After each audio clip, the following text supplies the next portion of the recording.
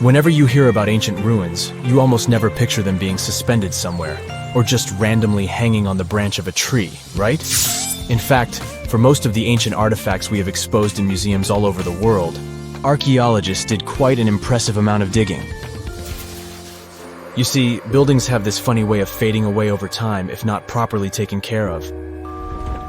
Sometimes we need to reuse some building materials, so an older construction may be sacrificed in the process. Other times, houses are abandoned, and once they are exposed to the elements on the surface, like rain or sunlight, they don't really stand a chance. Some just simply crumble away due to good old erosion. So the only way a piece of architecture can survive the test of time is if it's somehow gotten buried deep down. Now, how did they end up buried in the first place? Well, it's quite the comedy of errors. Ancient cities had a habit of gradually raising their ground level like a kid adding toppings to their ice cream sundae. You see, these settlements were always busy collecting food and building materials to keep up with their ever-growing population. But hey, who has time to deal with waste and rubbish? It wasn't exactly high on their to-do list back in the day. So when it came to building new houses, ancient civilizations found it much easier to save their sweat and tears by piling up the rubble and constructing right on top. But that's not all. Rivers would also occasionally flood and deposit a layer of sediment on the city floors, further encapsulating those ancient constructions. And in those dry regions like the desert, where the wind likes to show off its sand and dust dance moves, you can bet it was a constant struggle to keep the establishments clean. One hilarious example is the Sphinx, which had its head buried in sand until a group of archaeologists unearthed it in 1817. Some ancient towns eventually got covered up because they were completely abandoned. With less human activity to control their expansion, plant seeds couldn't resist the opportunity and sprouted all over the place. They gobbled up carbon dioxide from the air and grew, adding more and more bulk to the ground. Those cheeky roots even decided to stabilize the soil made from decaying plant matter, creating layers upon layers of earthy goodness. It's like the ultimate DIY project Mother Nature embarked on, with plants as her loyal helpers. The act of digging into the secrets of ancient civilizations is not just about unearthing a lost world. It's also an epic quest to reveal the hidden treasures beneath layers of history. But how do archaeologists know where to dig in the first place? If everything is covered in layers upon layers of sediments, debris, and plant roots, they must have some sort of system they rely on before embarking on a new project, right? For starters, they're not always the ones suggesting an archaeological dig in a certain location. Let me explain. Let's say you're a contractor and you want to build a new fancy apartment complex in your city. Some local legislations have certain requirements before your project can start, though. For instance, before anyone starts building on a piece of land, they might need to bring in specialists to check the soil. These clever folks can be archaeologists, geologists, or paleontologists, and they need to keep an eye on things during development. If any artifacts or ecofacts, fancy word for organic remnants, are discovered, these experts swoop in to excavate and study them. But what about sites that have nothing to do with bulldozers and yellow hats? Archaeologists have more than one trick up their sleeves when it comes to locating ancient hotspots. They dive deep into historic records with a healthy dose of detective work. By sniffing out old documents and maps, they can piece together the puzzle of human activity in a specific area. If a site has been visited before, it's even better. Finding records of past excavations or historical accounts can give archaeologists lots of information on where to continue their treasure hunt. Before archaeologists start swinging their shovels, they engage in a bit of a visual scan mission. Armed with a grid system, they'll stroll around the site, keeping their eyes peeled for any artifacts that might be hiding just beneath the Earth's upper layer. From groundstone tools to historic glass and even ancient garbage dumps, yes, they're also valuable. These keen-eyed explorers can spot signs of human activity faster than most people. If they stumble upon midden soil, fancy term for a garbage dump, they know for sure that humans once called this place home. Archaeologists don't just rely on their trusty shovels, though. They have an arsenal of gadgets to aid in their search for hidden wonders. Geophysical tools are like their secret weapons. Take the resistivity meter, for example. This clever contraption measures the electrical component of the soil and any buried features or artifacts. A buried wall, for instance, will create a different resistivity reading than the surrounding soil. Magnetometers and ground-penetrating radar work in similar ways, showcasing potential hints of ancient treasures in the soil. And who could forget our trusty old friend, the GPS? It helps archaeologists map out precise locations, like a high-tech treasure map, leading them straight to their pot of gold. Care to virtually visit some of the most important archaeological sites in the world? Well, follow me. In the United Kingdom, for instance, you'll find this interesting place called Stonehenge. It's one of many henges scattered around, but this one really takes the cake. Picture this: massive ancient stones standing tall and proud, arranged in a funky outer ring and an inner horseshoe, with some smaller stones thrown in for good measure. And guess what? These amazing stones have been around for over 5,000 years. Talk about a serious case of rock-solid longevity. Now, here's where it gets interesting. According to local folklore, the legendary wizard Merlin whipped out his magic wand and poof! He teleported these massive stones all the way from Ireland. Apparently, some giants had assembled them there, but Merlin decided they would look much better at their new location. Others think it's just the ruined remains of an old Roman spiritual edifice. These amazing structures were built by our Bronze Age ancestors. With their simple tools and limited tech, they managed to create this monumental masterpiece. Impressive, right? Unfortunately, there's still so much we don't know about this area. Stonehenge's initial purpose remains a mystery to this day. Sure, there are lots of theories, but scientists have yet to agree on the subject. However, we do know that it's perfectly aligned to catch the sunrise during the summer and winter solstices. The ancient city of Pompeii is an equally amazing archaeological site.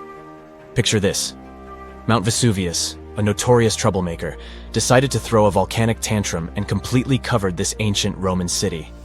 It turned it into a time capsule, located outside present-day Naples in Italy.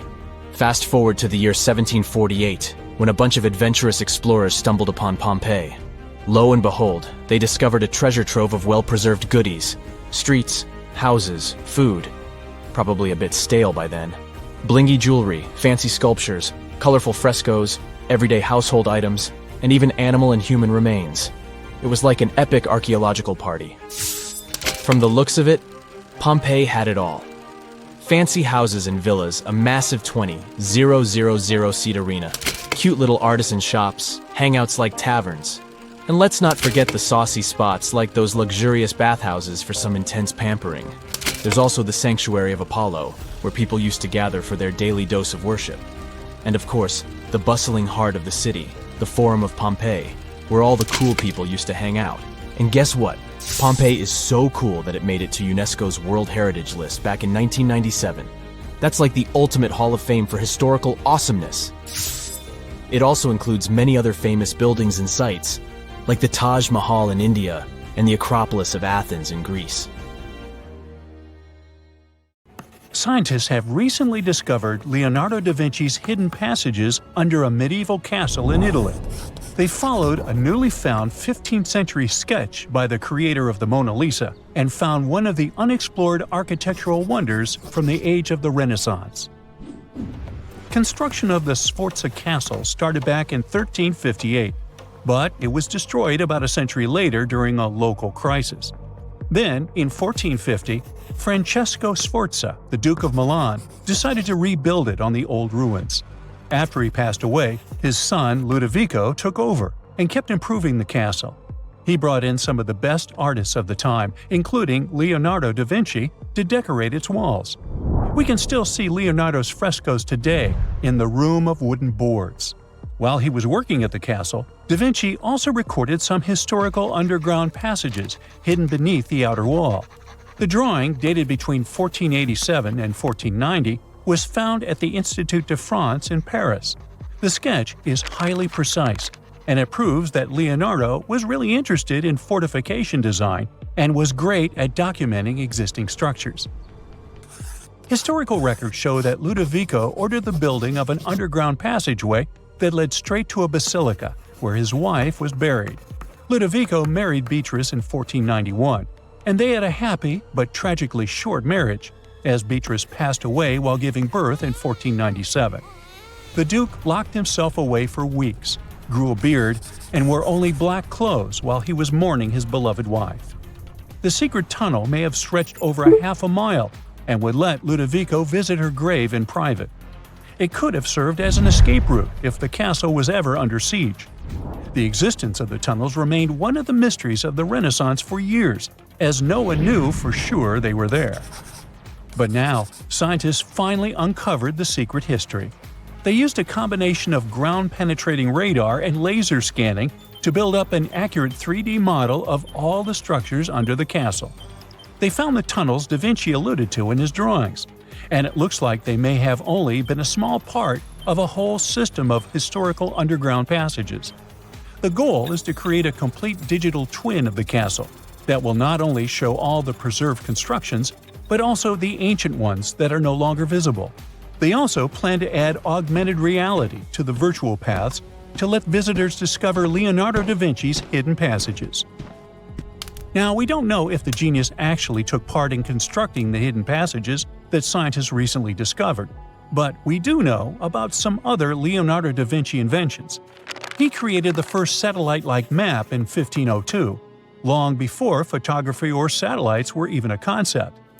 A famous figure in Italy, Cesare Borgia, invited Leonardo to a small town called Imola near Bologna to create a highly detailed map for him. Back then, maps were not very precise, as no one had figured out how to show exact distances on a smaller scale. Instead, people spent a lot of time decorating them with dragons, roses, fancy castles, mountain ranges, flowers, and other artistic details. These maps look more like beautiful paintings meant to be displayed, rather than practical tools for navigation. But Cesare Borgia wanted something truly functional, and Leonardo managed to create something revolutionary in the field of cartography.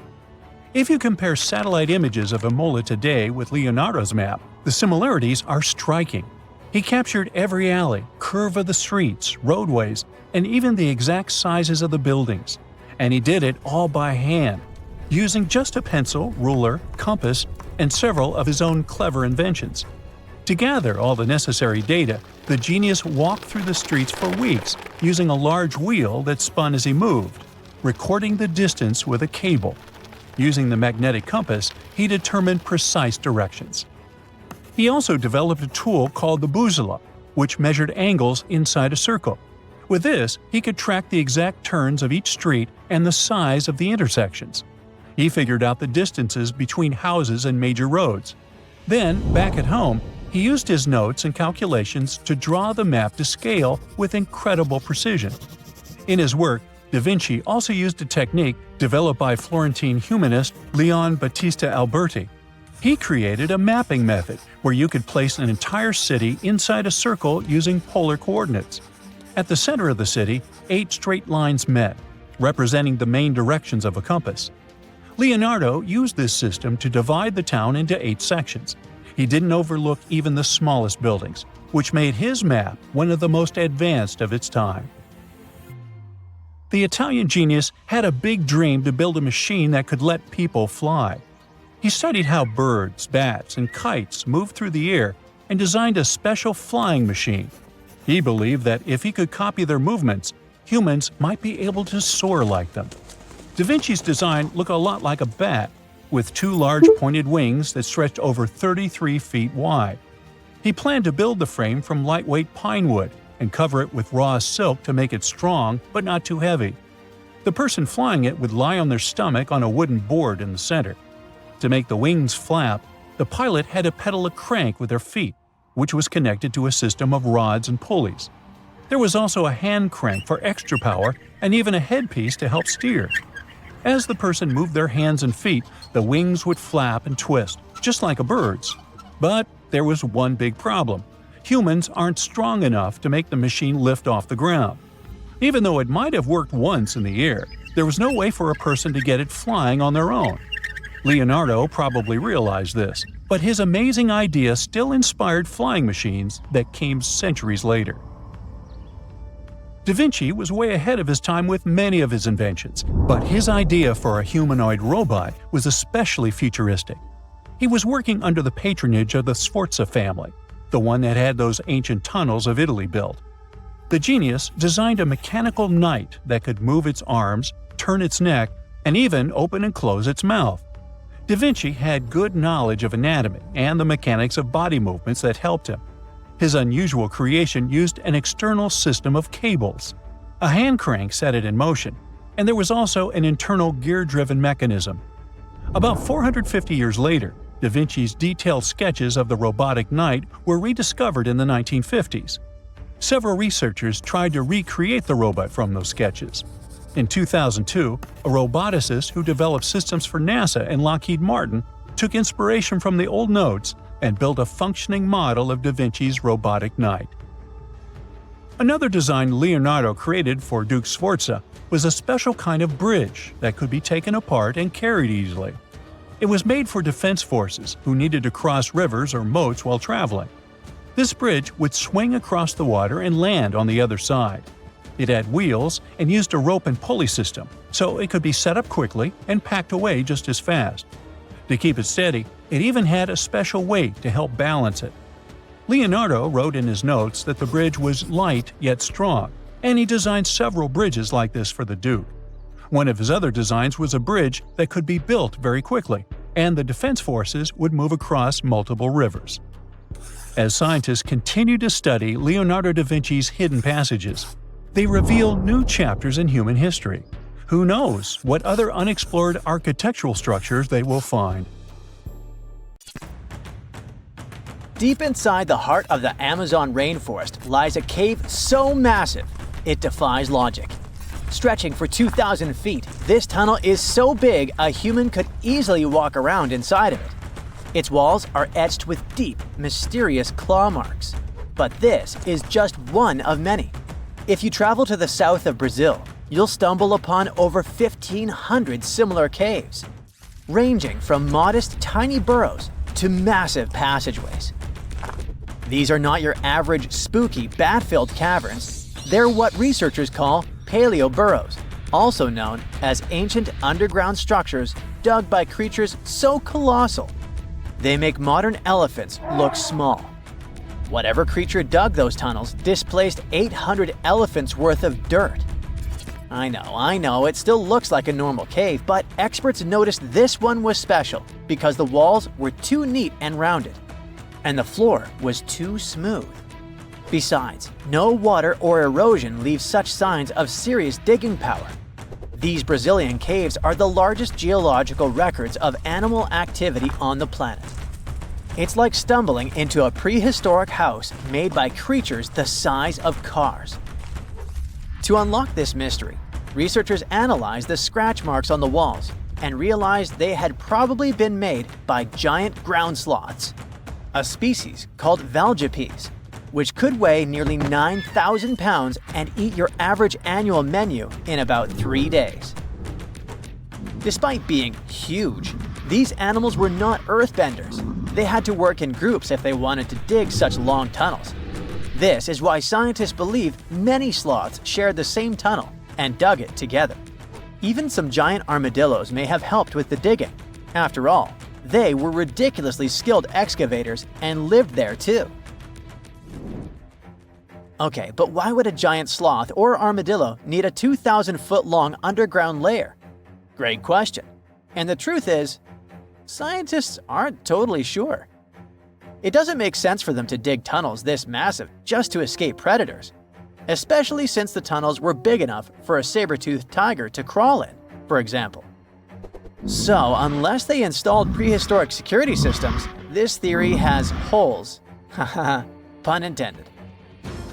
The best bet is probably climate. Back then, everything was drier and colder, and some species of giant sloths were living their best lives back when Earth was transitioning between cold and warmer periods. Their big bodies usually protected these animals from temperature changes, but drastic fluctuations probably made them hide in order to survive. Besides, just like modern sloths, giant sloths probably had a hard time maintaining their body temperature, and going underground for a while is a great way to protect your babies and save some energy. After all, the bigger you are, the more energy you spend.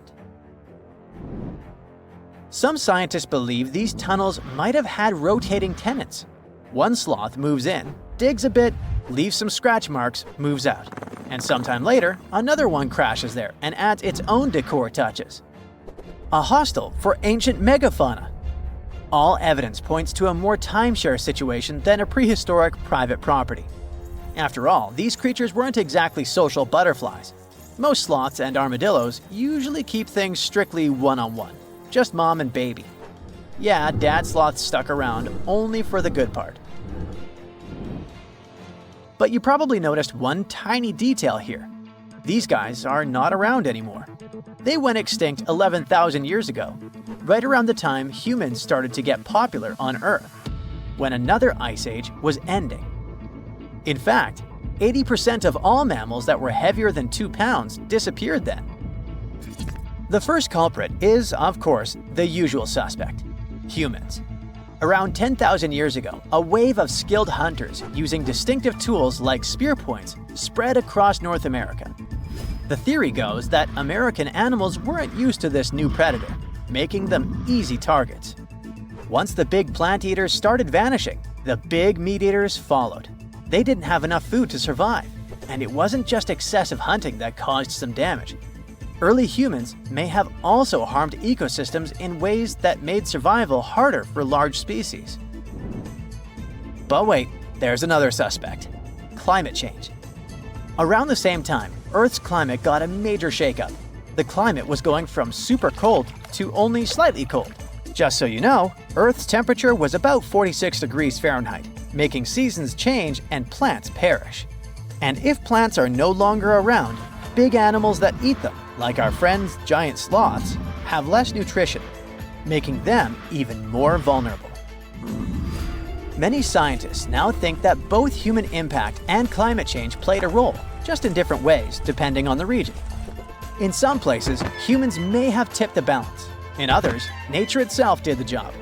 Either way, it was a perfect storm that ended the age of giants. Turns out, being huge isn't always a plus. Giant animals tend to live longer and reproduce slowly, which makes them sitting ducks when disaster strikes. Besides, it takes a long time for these guys to bounce back. After dinos disappeared, for example, it took 15 million years for new mega mammals to stomp onto the scene. The last major extinction happened around 12,000 years ago. Not really enough time for brand new massive beasts to evolve. Today's biggest ground animals, like elephants, rhinos, and bison, aren't newcomers. They're actually the tough survivors of that ancient chaos. And, well, at least we still live alongside the blue whale, the biggest mammal ever. But why did some prehistoric animals get so gigantic in the first place? Well, being big has some perks, in spite of all the extinction thing. It keeps you safe from predators and helps you win the fight for food. If plant eaters bulked up, predators had to level up too, just to keep up. And the environment plays a big role. You see, cold-blooded animals might grow bigger in hot places to stay cool, and warm-blooded giants thrive in cold places to stay warm.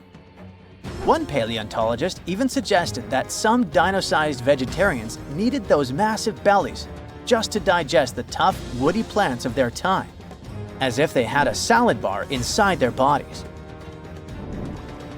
There's also the thing with oxygen. Back then, Earth's atmosphere had way more of it. That's a big deal, especially for creatures with less efficient breathing systems like insects. Higher oxygen levels meant their bodies could handle more growth and more activity, kind of like nature's turbo mode. We also have to discuss bones, specifically the lighter ones. Many huge dinosaurs had air sacs built into their skeletons, just like modern birds. This made their bones strong but not ridiculously heavy, meaning they could grow super tall or long without collapsing under their own weight. Those air sacs also helped with cooling down, which is super important when you're basically a walking oven of muscle. On the flip side, modern mammals are limited by gravity and biology. Bigger bodies need stronger hearts, lungs, and blood pressure just to keep functioning, and land doesn't offer much support. This also explains why whales got even bigger than dinosaurs. The ocean acts like a natural support system, which pretty much means that buoyancy helps hold up all that mass. So blue whales can hit a jaw-dropping 330,000 pounds without turning into pancakes. On land, That kind of size would be a serious health hazard.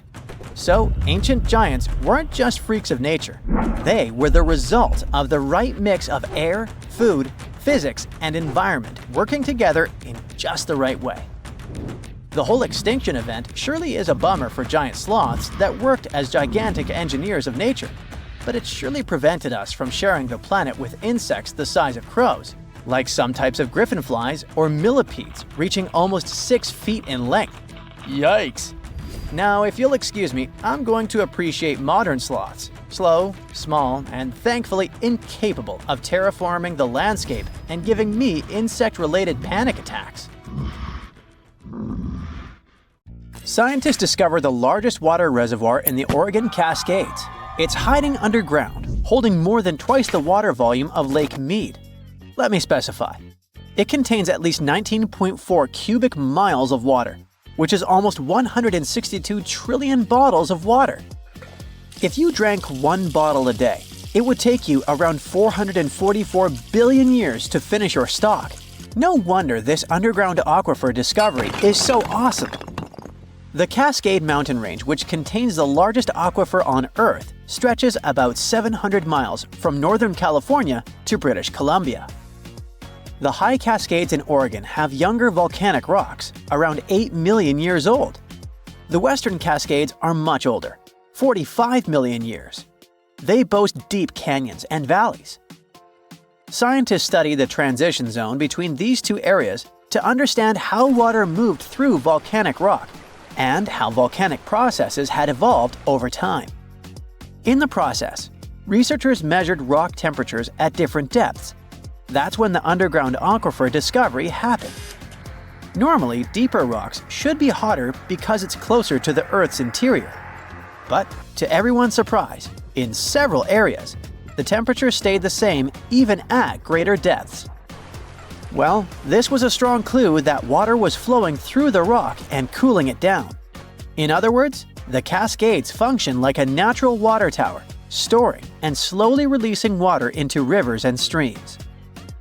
These geological water findings are important for 2 main reasons. First, it's our potential water source for the future. Such a massive amount of water stored underground could be an important resource. So far, we don't know how long it will remain in its current state and how resilient it's going to be to changes. So, we need more research to properly manage its use. Secondly, it affects volcanic activity. When water seeps deep underground and reaches magma, it instantly turns into steam, creating extreme pressure that can trigger explosive volcanic eruptions. Understanding how much water is stored in volcanic rock could help predict future eruptions and the risks they pose. Now, even though this discovery is exciting, there are still many unanswered questions. Like, how does this water move through the volcanic rock? Or how much of it is actually usable as a water resource? Since this underground reservoir depends on rain and snow, a series of dry years could cause big problems for both water supply and volcanic stability. Researchers are now working to understand the full impact of the Cascades volcanic water reservoir and how to manage it responsibly. But let's look closely at the geological wonder that is the Cascade Range. Picture this. A massive mountain range stretching all the way from Northern California up to British Columbia, cutting right through the middle of Oregon. That's the mountain range we're talking about. In Oregon alone, it's about 260 miles long and up to 90 miles wide, covering 17,000 square miles. Whoa, that's bigger than each of the 9 smallest US states. The coolest thing is that the Oregon part of this mountain range is basically built by volcanoes, and apparently contains at least 1 volcanic rock water storage. The range itself exists because of something called the Cascadia Subduction Zone, where the Juan de Fuca tectonic plate, a chunk of Earth's crust under the Pacific Ocean, is slowly getting shoved beneath North America. As it sinks, the intense heat and pressure force water out of the oceanic rock. It lowers the melting point of the surrounding mantle and creates magma. That magma rises up and fuels the Cascade volcanoes. This is part of the Ring of Fire, the giant belt of volcanoes circling the Pacific. So, in a way, the Cascades are part of a much bigger volcanic system that's constantly shifting and changing. The Oregon Cascades are actually made up of two completely different zones, the Western Cascades and the High Cascades, and they look nothing alike. The Western Cascades are the older part. They formed around 45 million years ago. These mountains are rugged and deeply carved up by rivers. Some canyons are as deep as 3,700 feet. This part of the range used to be volcanically active, but over time, erosion has taken over, reshaping the land. The High Cascades, on the other hand, are much younger and way less eroded. Around 8 million years ago, the volcanic activity shifted, and new eruptions filled in old canyons, smoothing out the landscape. Eruptions kept piling up fresh lava, and rivers in this region didn't have as much time to create deep valleys like they did in the Western Cascades. That's why if you look at the two regions side by side, one looks jagged and carved up, while the other looks smoother and more built up. Some of Oregon's most famous volcanoes are located in the High Cascades. I'm talking about Mount Hood, Mount Jefferson, the Three Sisters, and Crater Lake, which actually formed when Mount Mazama erupted and collapsed in on itself. Unlike smaller volcanoes that pop up, erupt for a bit, and disappear over a few months or years, these giant volcanic centers have been active for thousands of years. And because they've been around for so long, they have way more complex magma systems. They produce everything from basalt, which is a runny, fast-moving lava, to andesite, dacite, and rhyolite. And rhyolite is the type of magma that leads to huge explosive eruptions. So while some of these volcanoes might just ooze lava, others have the potential for devastating blasts. Another amazing thing about these long-lived volcanoes is that their underground magma chambers stay hot for a really long time. That's why the Cascades are one of the best places to tap into geothermal energy. There's a ton of heat just sitting beneath the surface, waiting to be used. Oh, and don't forget about the Cascades volcanic water reservoir. Who knows how we will use it in the future? Now, we already know that the Cascades are part of the magnificent Ring of Fire, Earth's most explosive zone. Imagine a massive horseshoe-shaped belt wrapping around the Pacific Ocean, stretching for about 25,000 miles. It's one of the most geologically active areas on the planet. This is where Earth's tectonic plates are constantly shifting, colliding, and grinding against each other, creating some of the world's most powerful earthquakes, volcanic eruptions, and deep ocean trenches. The Ring of Fire follows the meeting points of multiple tectonic plates, and they all surround the giant Pacific Plate. These plates aren't just sitting still, they're always on the move, pushing against or sliding beneath each other at their boundaries, known as fault lines. When this happens, you get everything from deep-sea trenches to towering volcanoes and violent earthquakes. One of the most extreme examples of this activity is the Mariana Trench, located east of Guam. At 7 miles deep, it's the deepest ocean trench on Earth. It was formed by a process called subduction, where one tectonic plate is forced beneath another, sinking deep into the Earth's mantle. The Mariana Trench is one of the most mysterious places on Earth. It's insanely deep, with crushing pressure and total darkness. So for a long time, people thought nothing could live down there. But it turned out that life existed even at the very bottom.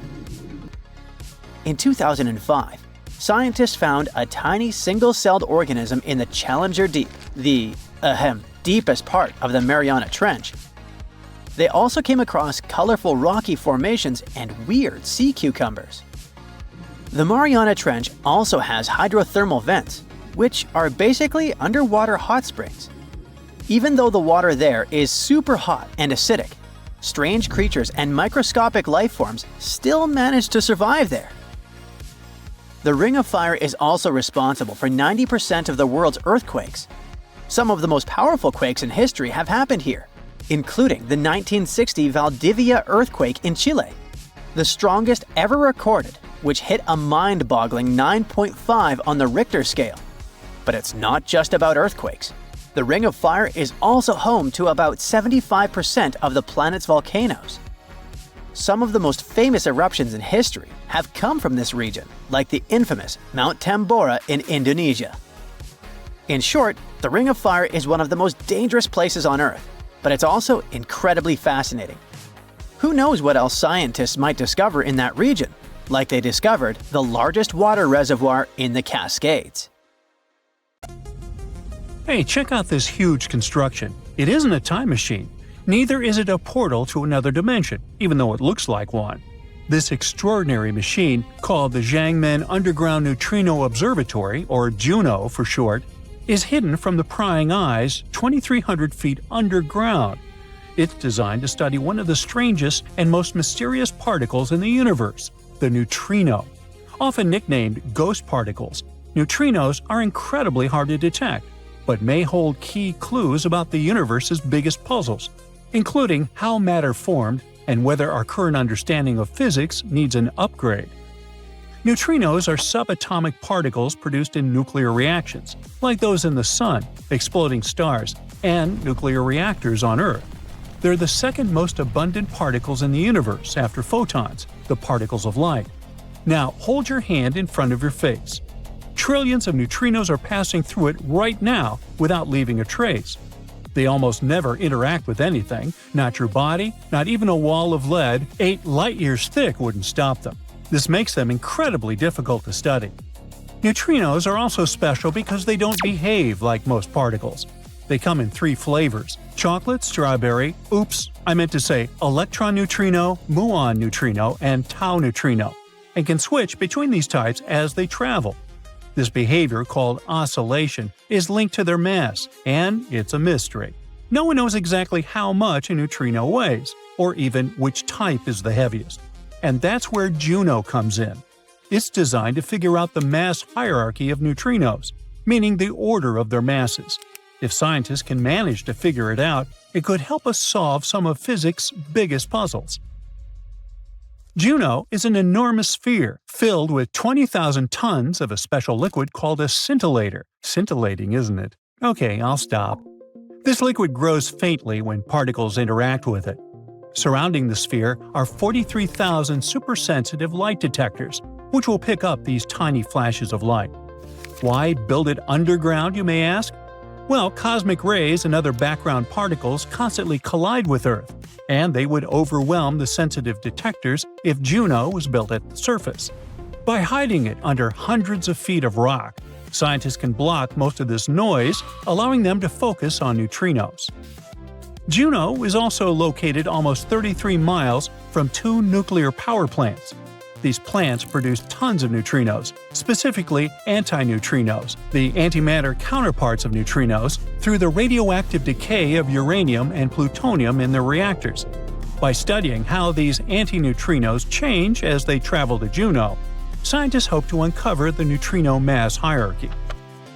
Now, here's what happens when an antineutrino interacts with JUNO's detector.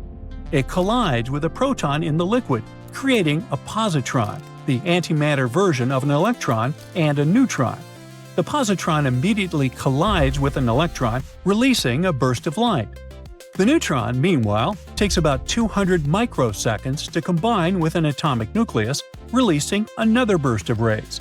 These 2 bursts of light, the first from the positron and the second from the neutron, are the key signal that a neutrino interaction has occurred.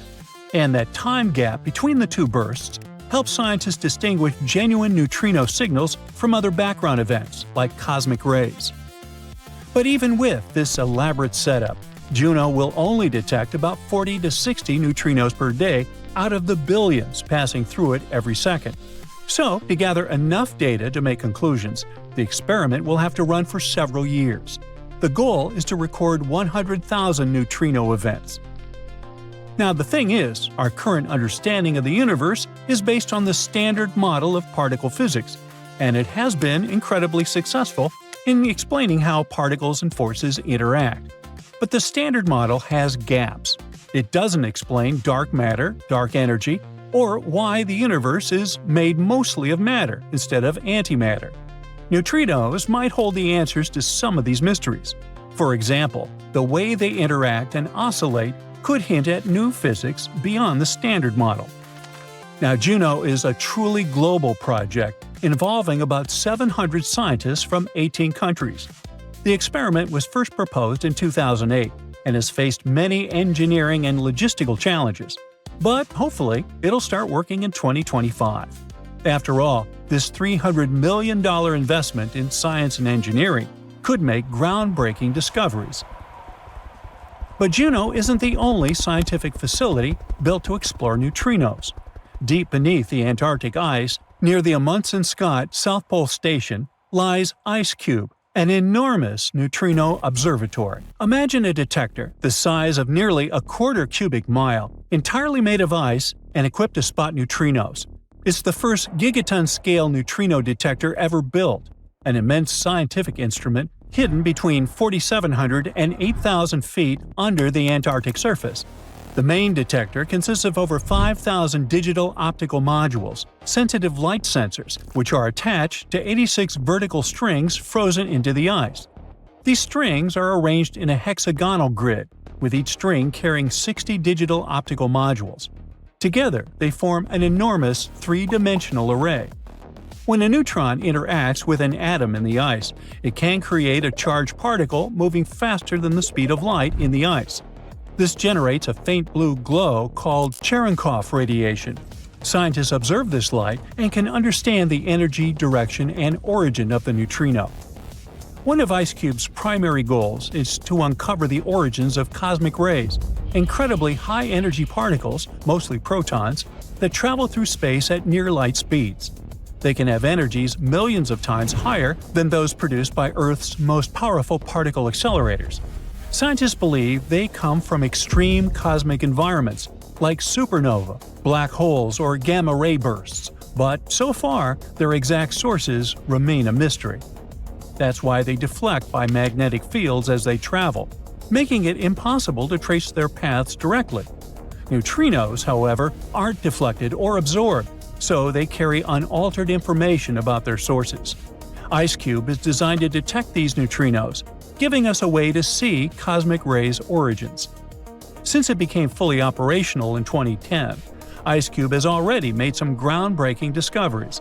It detected the first high-energy astrophysical neutrinos, proving that these particles come from outside our galaxy. In 2018, IceCube pinpointed a high-energy neutrino source to a blazar, a galaxy with a supermassive black hole at its center shooting out jets of particles. So, we've seen an observatory hidden underground, another one frozen into ice. How about a telescope built underwater? Deploying a telescope in space is already a big deal, but putting two of them deep underwater is a whole different challenge. Now picture this. Scientists are on a ship in the Mediterranean Sea, spending weeks at sea, braving rough waters and battling seasickness. They're not trying to study stars, they're after neutrinos too. The plan is to set up a giant underwater telescope in the Mediterranean, using light detectors that will be able to spot these minuscule particles. The Cubic Kilometer Neutrino Telescope is a huge project designed to catch them. It's going to cover a cubic kilometer of the Mediterranean with underwater detectors, basically turning part of the sea into one giant telescope. These telescopes don't look at stars. Instead of using lenses or mirrors, the telescope uses glass spheres that hang from long cables under the water. Think of it like a necklace of glowing pearls. These spheres are packed with sensitive devices that can detect the faint light produced when a neutrino crashes into water. These detectors are lowered into the sea one strand at a time. Each strand can be 2,300 feet long, and eventually there will be hundreds of these cables with all the sensors hanging on them. The goal is to make one of the biggest and most complex neutrino detectors in the world. The telescope has two parts, one off the coast of Sicily and the other off the south of France. The Sicilian telescope is focused on detecting high-energy neutrinos from deep space. Those are the really extreme particles created by things like black holes or exploding stars. The French telescope is going after atmospheric neutrinos. These neutrinos are a little different. They come from Earth's atmosphere and can help scientists study how neutrinos change forms as they travel. Deep inside our planet, there are two massive blobs of rock that have puzzled scientists for years. They sit deep inside, opposite each other. One lurks under the Pacific Ocean, the other under Africa. And they're so weird, they even make seismic waves slow down. Their actual name is large low-velocity provinces, but they're just two enormous, mysterious blobs of rock, bigger than continents, stranger than anything else inside the Earth, and so dense they might be leftovers from another planet. Until recently, no one knew what they were, where they came from, or why they even exist. These mysterious blobs could hold the secret to Earth's deepest forces, powerful enough to shape earthquakes, drive volcanic eruptions, and even influence the evolution of life itself. And now, we might finally learn the truth about them. These geological monsters are hidden about 1,800 miles beneath the surface. Each one is 100 times taller than Mount Everest, so vast they defy explanation. Now, at first, scientists thought these were primordial remnants from Earth's early days. Maybe something giant smashed into Earth about 4.5 billion years ago, and this impact formed both the Moon and these blobs. Scientists believe it could have been a planet named Theia, a Mars-sized planet that existed somewhere around the asteroid belt and slammed into Earth back in the day. Others believe it could be something much more familiar, old chunks of Earth's crust. Perhaps they got pushed deep into the mantle by the movement of tectonic plates. And now, a new study shows that these blobs are massive piles of oceanic crust that have been sinking into the Earth for billions of years. They could have formed from the stuff that sinks into Earth when tectonic plates collide. Over 1 billion years, pieces of ocean crust could have been swallowed by the mantle. Eventually, they collected into two massive regions deep inside the planet. But even though both blobs form the same way, they aren't identical. There's this place called the Pacific Ring of Fire, a giant loop of volcanoes and earthquake zones around the Pacific Ocean. Well, the Pacific blob doesn't just stop growing and changing because it's constantly being fed fresh rock from that place.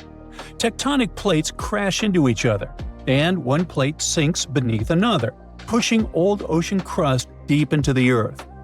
Since this keeps happening, the Pacific blob is heavier, denser, and more active than its twin under Africa. It's like a giant hot rock factory, constantly getting new material and reshaping itself over time. The African blob is much older and quieter than the one under the Pacific. It doesn't get fresh rock pushed into it as often. That's why, over time, it has blended more with the surrounding mantle. Since it's less dense, it behaves differently.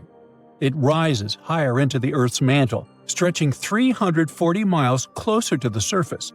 And that might be why Africa has so many powerful volcanoes and rift valleys today.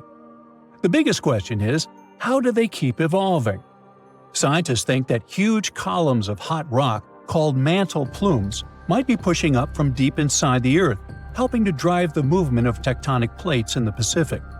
If they're right, then these giant underground blobs aren't just sitting there. They're almost alive in a way. They'd be constantly changing and shaping the surface of our planet. But why do they even matter? Because these weird underground structures may be shaping Earth's surface in ways we don't fully understand yet. You see, first, they might influence Earth's magnetic field. That's because they affect how heat moves through the mantle and core. They might also hold clues about the history of plate tectonics.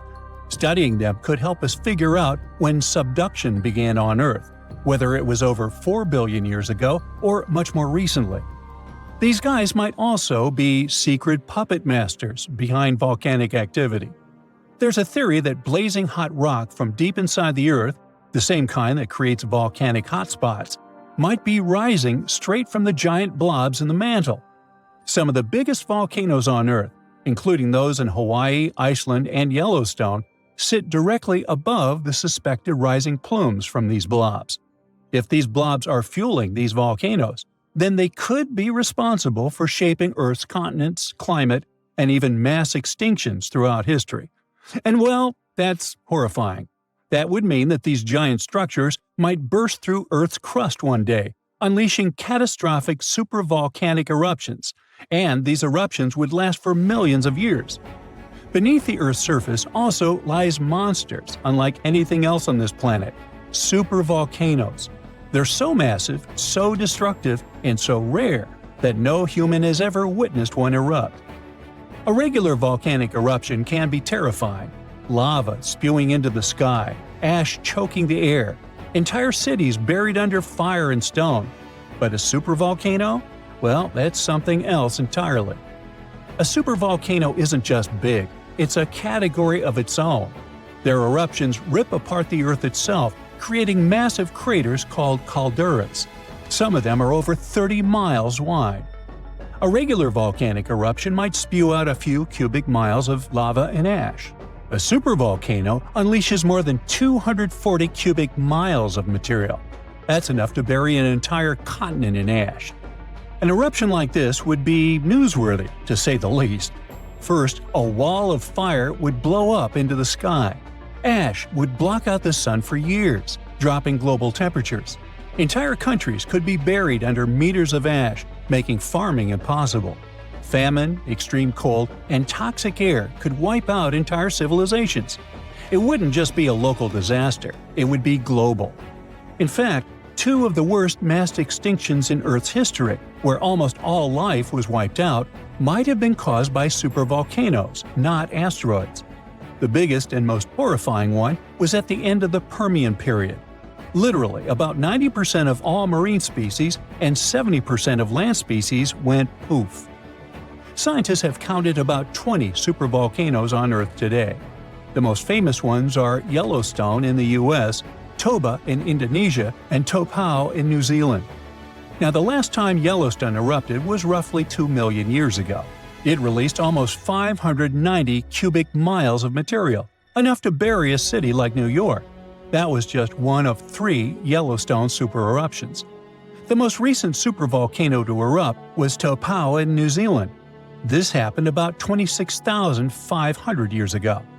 But supervolcanoes don't just destroy, they reshape the entire planet. About 74,000 years ago, the Toba supervolcano erupted in Indonesia. Some scientists believe it triggered a volcanic winter that lasted an entire decade. There are also theories that suggest that this eruption nearly wiped out early humans. It reduced their numbers to just a few thousand survivors, although that's just speculation. Either way, we know for sure that supervolcano eruptions have changed the course of history. So, how do we prepare for them if this could happen at any moment? Well, scientists monitor volcanoes constantly, looking for warning signs. It could be stuff like rising magma, ground swelling, earthquakes beneath a volcano, changes in gas emissions, and so on.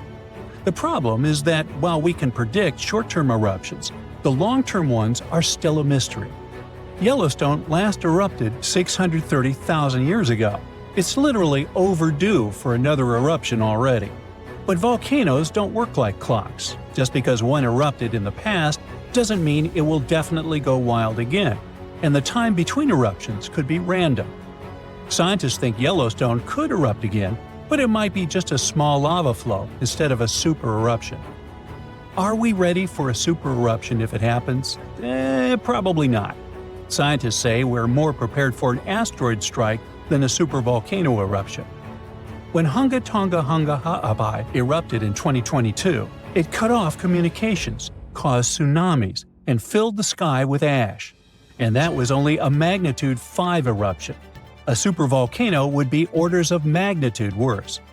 So, good luck sleeping at night knowing these guys will erupt again. Maybe tomorrow, maybe in 100,000 years. Nah, don't lose sleep over it. Tunnels, metro, underground systems, and even secret passageways to the houses of the rich and famous. Why else do we need tunnels, you may wonder? To hide. Many cities have underground tunnels and even underground doppelgangers. Now let's make it clear.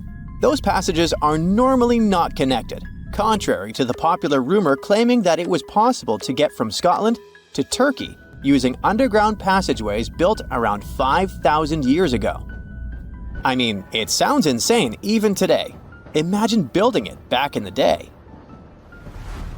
These tunnels have an official name, the Erdstall tunnels, and they were most likely built in the Middle Ages. However, we still don't have the exact information about the date.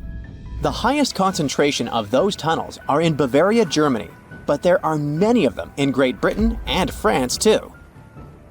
Erdstall tunnels, a unique type of earthen passage found globally, are characterized by their narrow, oval-shaped corridors and tight choke points, known as schlups, or slip-outs.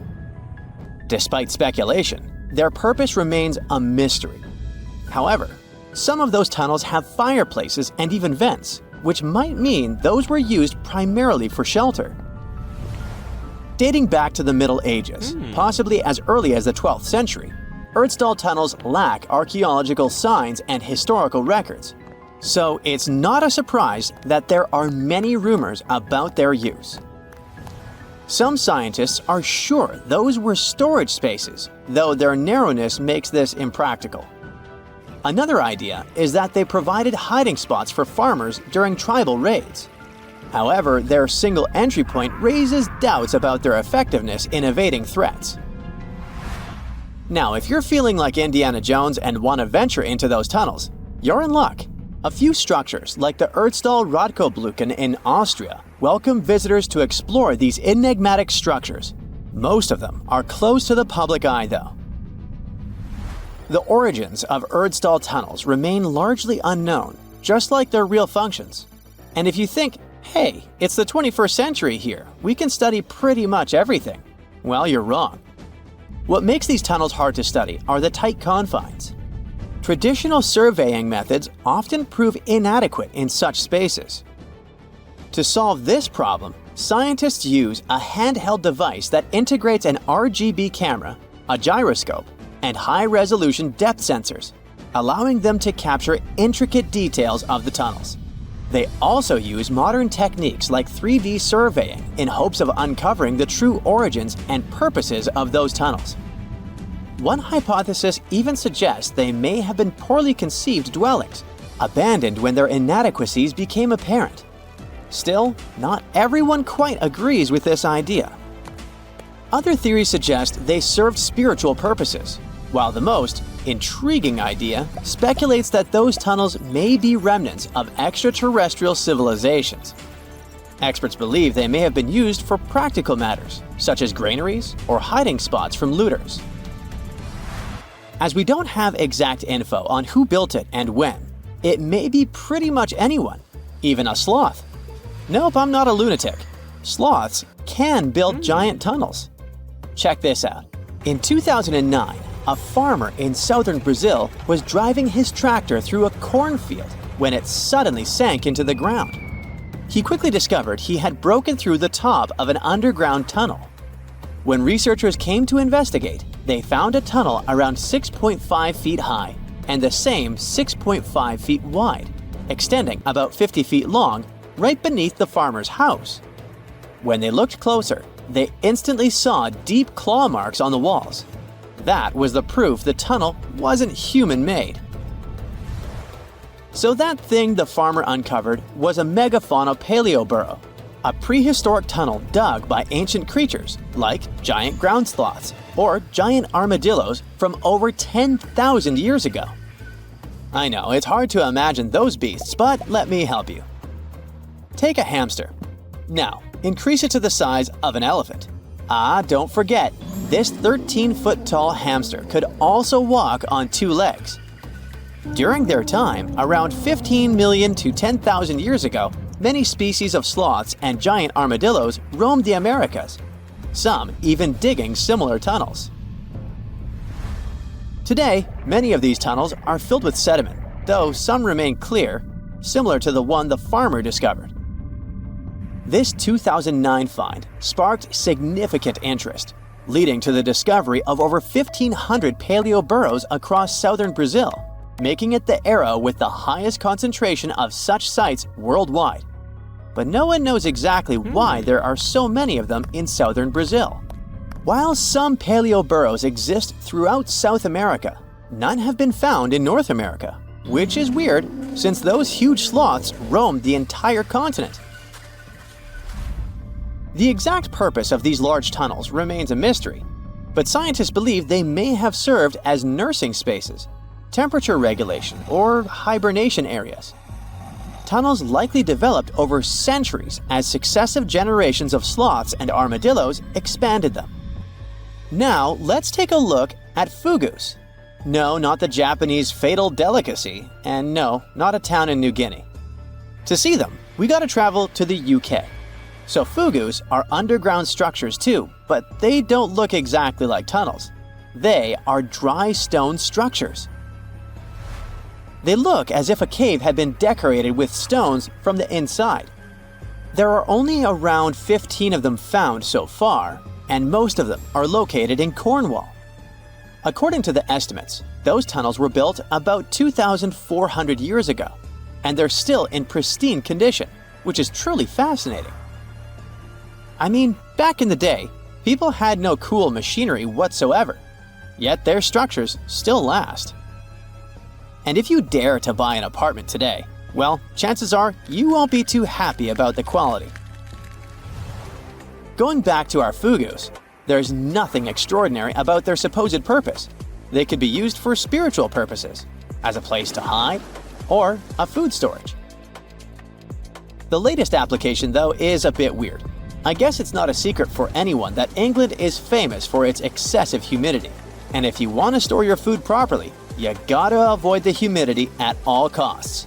Otherwise, say welcome to mold and fungi. But ancient people weren't dull-witted at all, or they wouldn't have survived, and you and I wouldn't be around now. So they might have adapted those fugus to store just some products, those that already had natural molds in them, assisting in the preservation of perishable food, like milk, butter, and cheese. But hey, those are just speculations. The true reason why they were built remains unknown. What makes fugus unique is that they are intentionally built tunnels, not just excavated mines like those in Wales. They were crafted by digging deep trenches, lining them with stone slabs, covering them with capstones, and then filling over them, all of which took significant time and effort. Still, no matter how hard those were to construct, cities around the globe are often built over intricate tunnel systems, each unique to its location. For instance, Paris is famous for its extensive underground quarries, which were abandoned years ago, but still pose a risk of collapse in certain areas above. London boasts one of the largest tunnel networks in the world, including many that were specifically created for military purposes. In New York City, there are rumors of secret tunnels, while Los Angeles has old tunnels from the Prohibition era used for speakeasies. Many other cities also have their share of enigmatic tunnels, and surprisingly, Florida is no exception. It happened in the year 2011 in Ybor City. Near a former post office, flooding uncovered something weird, a section of an unknown structure. Back then, people didn't pay much attention to that, so it took another 7 years to discover something truly fascinating. This historic neighborhood was founded in the 1880s, but it remained unknown until 2018 that it also has a hidden tunnel network. We only learned of it because of renovation work. The exact purpose, of course, is unknown, but most scientists are pretty sure that they serve to connect to early gaming spots and the port of Tampa. Figuring out how extensive the tunnel network is tricky. In 2018, a historic home in Seminole Heights revealed locked doors leading to tunnels from the 1920s. One local even said he traveled through a tunnel for 20 minutes. Rumors suggest some tunnels connect to the Hillsborough River and Ybor City. Research is ongoing, but no new info has emerged yet.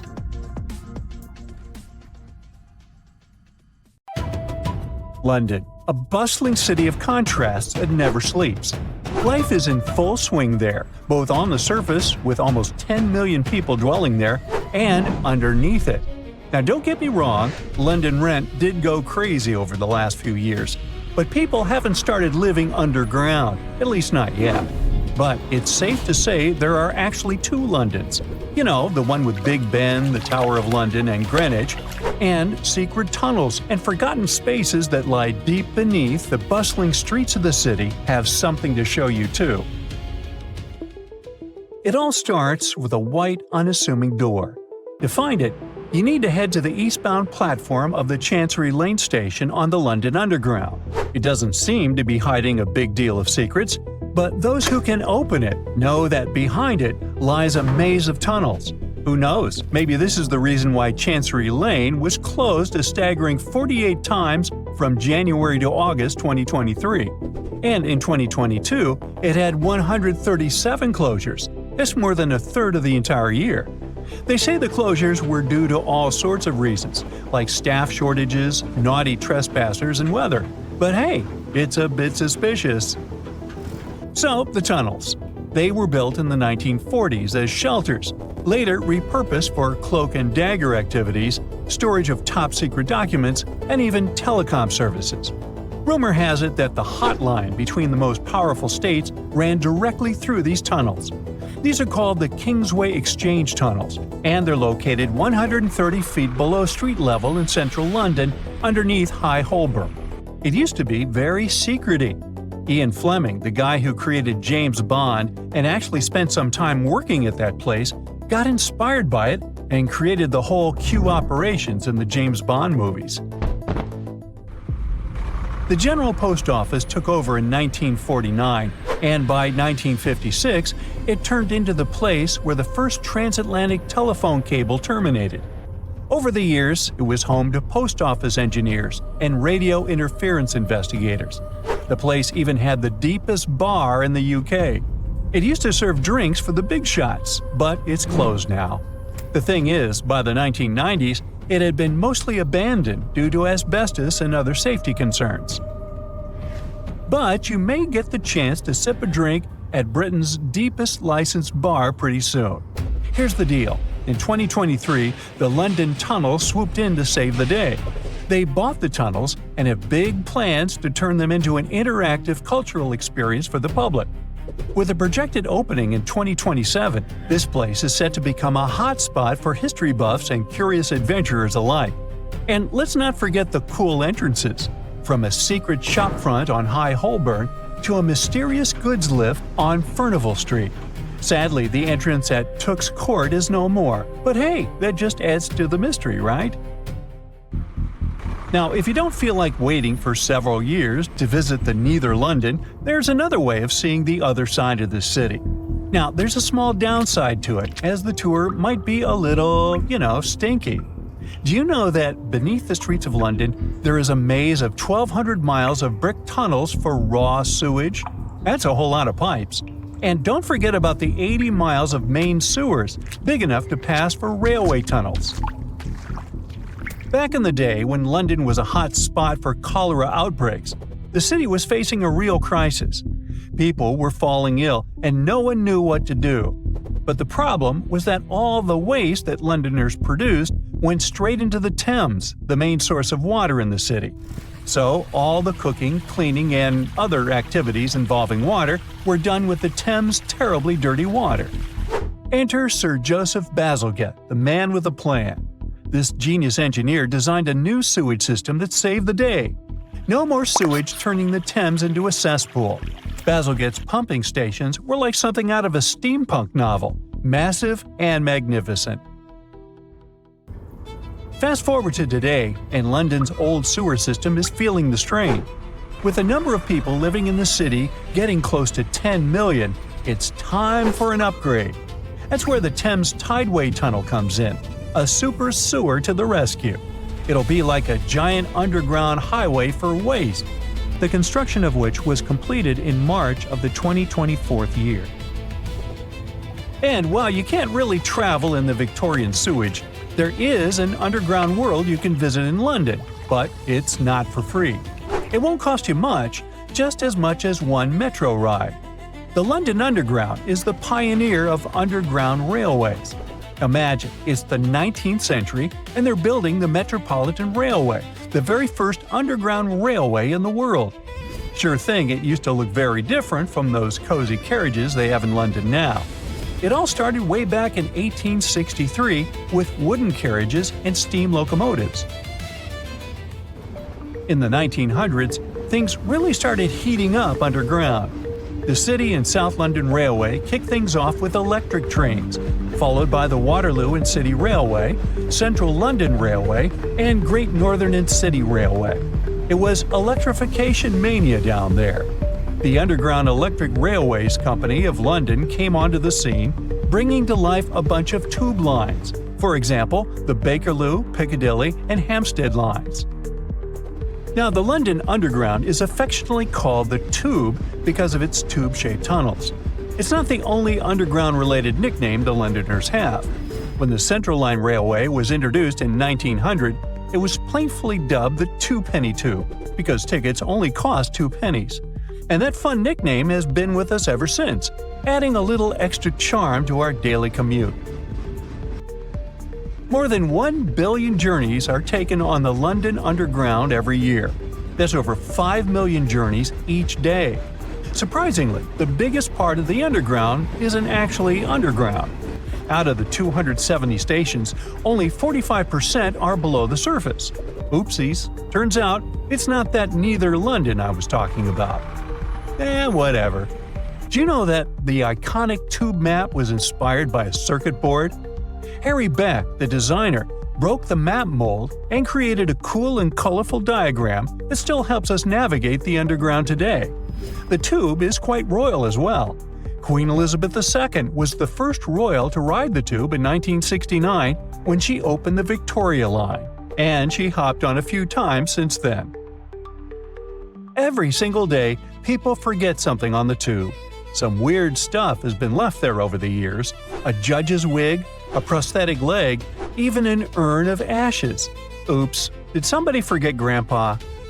Another fun fact is that penalty fares weren't a thing until 1994. Fare dodging used to be a common practice before that, but now those caught are fined £10 on the spot. Also, there's a fake house on the underground track. It's hiding part of the track that was demolished back in 1868 when the district line opened. The neighbors weren't too happy about the gap, so they built a facade to match the rest of the houses on the street. And get this, the shortest distance between 2 adjacent stations is only 850 feet. It's between the Covent Garden and Leicester Square on the Piccadilly line, and it's a super quick journey that's still popular with visitors. The first escalator was introduced at Earl's Court in 1911. People were so scared of it that they didn't trust its safety. Legend has it that a man named William Bumper Harris, with a wooden leg, rode the escalator all day to prove it was safe. Pretty wild, huh? So, you've just finished your sightseeing tour of Edinburgh, Scotland, or Scotland. It lasted just under an hour, and you're hungry for more. You ask your guide if there's anything else to see, and they start talking about a mysterious underground city. You ask how long it takes to get there, and you're shocked by the guide's answer. You're standing on it. It's right under your feet. South Bridge? But you were just there and didn't notice a giant arrow pointing down. So this is where the mystery starts. The story begins in the mid-1700s. The Scottish capital wasn't as big as it is today. Only 60,000 people lived around Edinburgh Castle.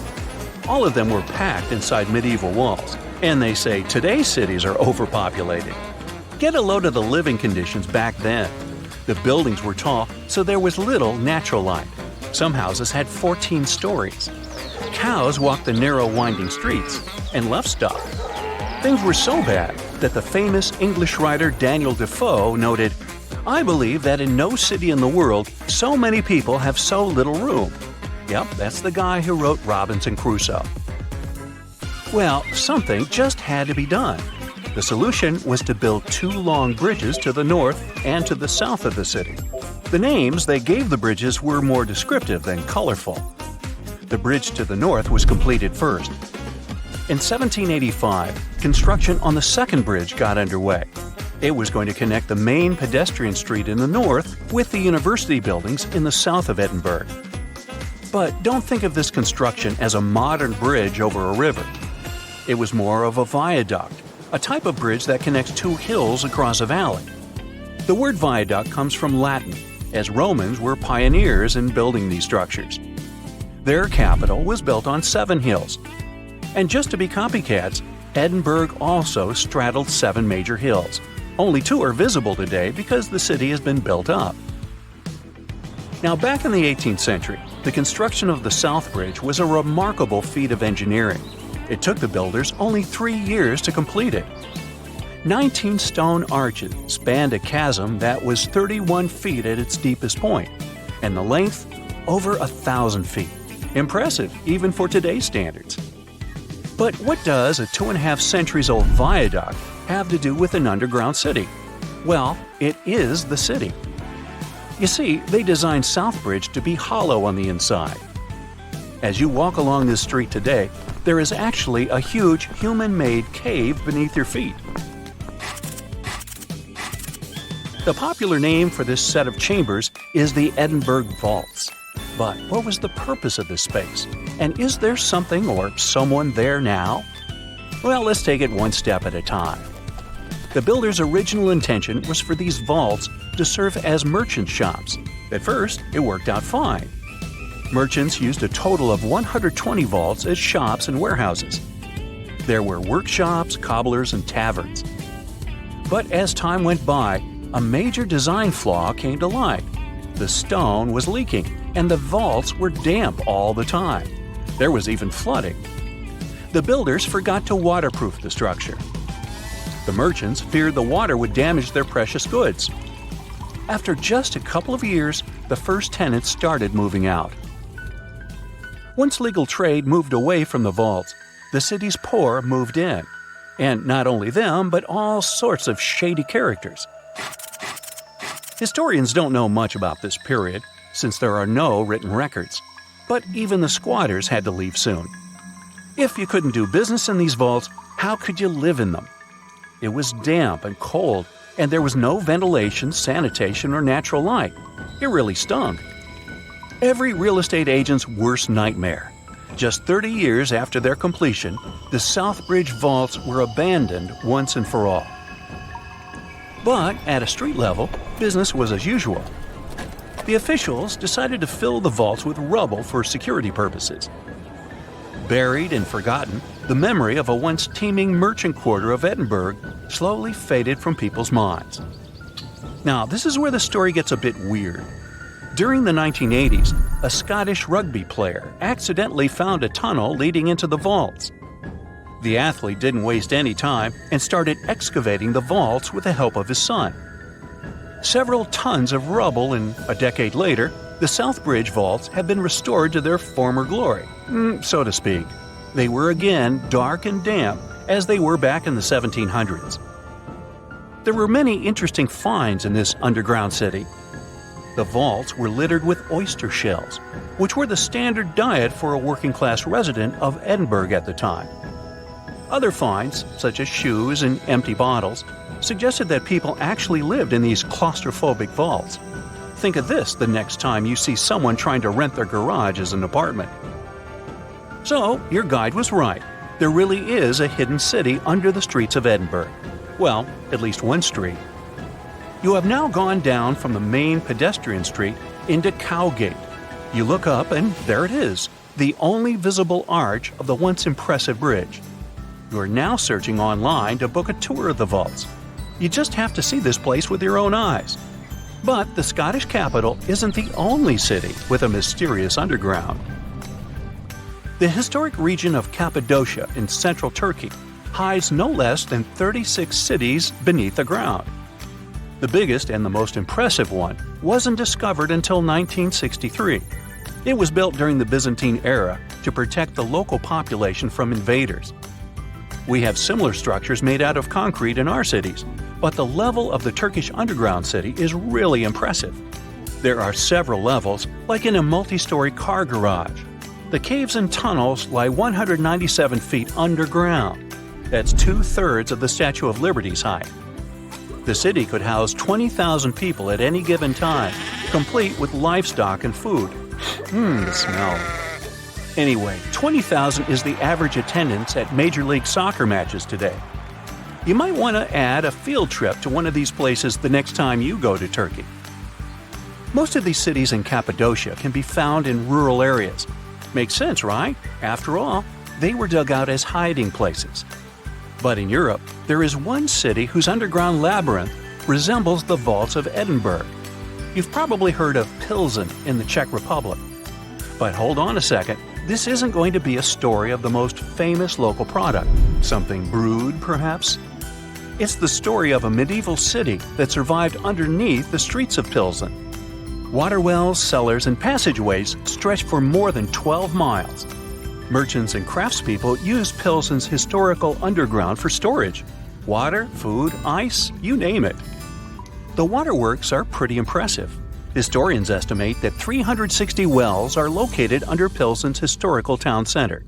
In times of instability, the passageways served as safe havens for the locals. They definitely didn't go thirsty down there. Today, most tourists visit these mysterious underground cities. But in Canada, there's one where people live and work. The construction of Montreal's underground city began in 1962. The initial idea was to shelter traffic. That's a nice way to say that city officials were building a metro station. The idea caught on and the project expanded. Now, it's a real-life urban maze hidden under the downtown area. Need a place to stay? There are hotels down there. Want to grab a bite? Step into one of the underground restaurants. Multiple shops, a library, cinemas, the list is long. There are even residential complexes. But how can people live under the ground? Simple. Although the city itself lies beneath the earth, the access points are at ground level. You can enter the 20-mile-long tunnel network at more than 120 places. Oh, that's another place down under. Oops, sorry, Australia. Guess what? A huge ocean might be hidden deep beneath us, about 250 to 400 miles down. And it's bigger than any ocean on Earth's surface. Scientists were listening to earthquakes deep within our planet and noticed how these shakes slowed down when passing through certain parts of the mantle. This suggested that water was there. Models and experiments led them to uncover the underground ocean. But this ocean isn't like the typical water you imagine. It's a lot crazier. The mantle is a thick layer between the Earth's crust and core. It consists of the upper mantle, the lower mantle, and a mysterious layer between them called the transition zone. Ooh. In the upper layer, we can often find a fascinating material called olivine, which got its name from a pretty greenish color. Olivine doesn't care about high temperatures and thrives in lava comfortably. It not only thrives, but it even makes up 50% of the entire upper mantle. We can find this stuff on Earth thanks to volcanoes. When volcanoes spew their magma out, all the minerals in it make their way to the surface. As magma cools and solidifies, it forms igneous rocks, and the minerals start to crystallize. Olivine is one of the first minerals to crystallize, and since there's so much of it in magma, it forms lots of crystals. Sometimes they're small, but sometimes they grow large and become very noticeable. We collect these large gemstones and use them to make pretty accessories and for other purposes, such as casting metals. But as we dive deeper within the Earth, about 250 miles down, things get strange for olivine. We enter the mysterious transition zone. The pressures get way higher, and the temperatures rise significantly. Here, olivine transforms into beautiful rock called wadsleyite and ringwoodite. Just like with olivine, we sometimes find them thanks to volcanic activity. Both are blue-green with a beautiful glassy appearance.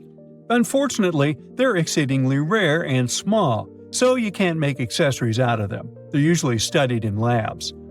But they can do something that olivine can't. Thanks to their structure, they can act like a sponge, soaking up water. Now, this doesn't mean that they're literally wet. Rather, wadsleyite and ringwoodite can store water components, hydrogen and oxygen, within their structure. Usually, up to about 3% of them are water particles. These two little guys play an immense role in our planet's geology. They influence how the Earth's mantle conducts electricity as well as its viscosity, or how well it flows. This affects mantle convection, plate tectonics, and even volcanic activity. Without these tiny crystals, our planet would be completely different. The world could be mostly underwater, with just a few mountaintops visible. They also help us better understand how water works in general. So the transition zone is special because it's hydrated. Here we come to the recent discovery, a massive underground water reservoir. Scientists try to understand how water behaves in this deep part of the Earth. They discovered that as water-rich ringwoodite moves even deeper into the Earth to the lower mantle, it can start to melt a bit. This means it can release a bit of water and then trap it somewhere underground instead of letting it move around freely.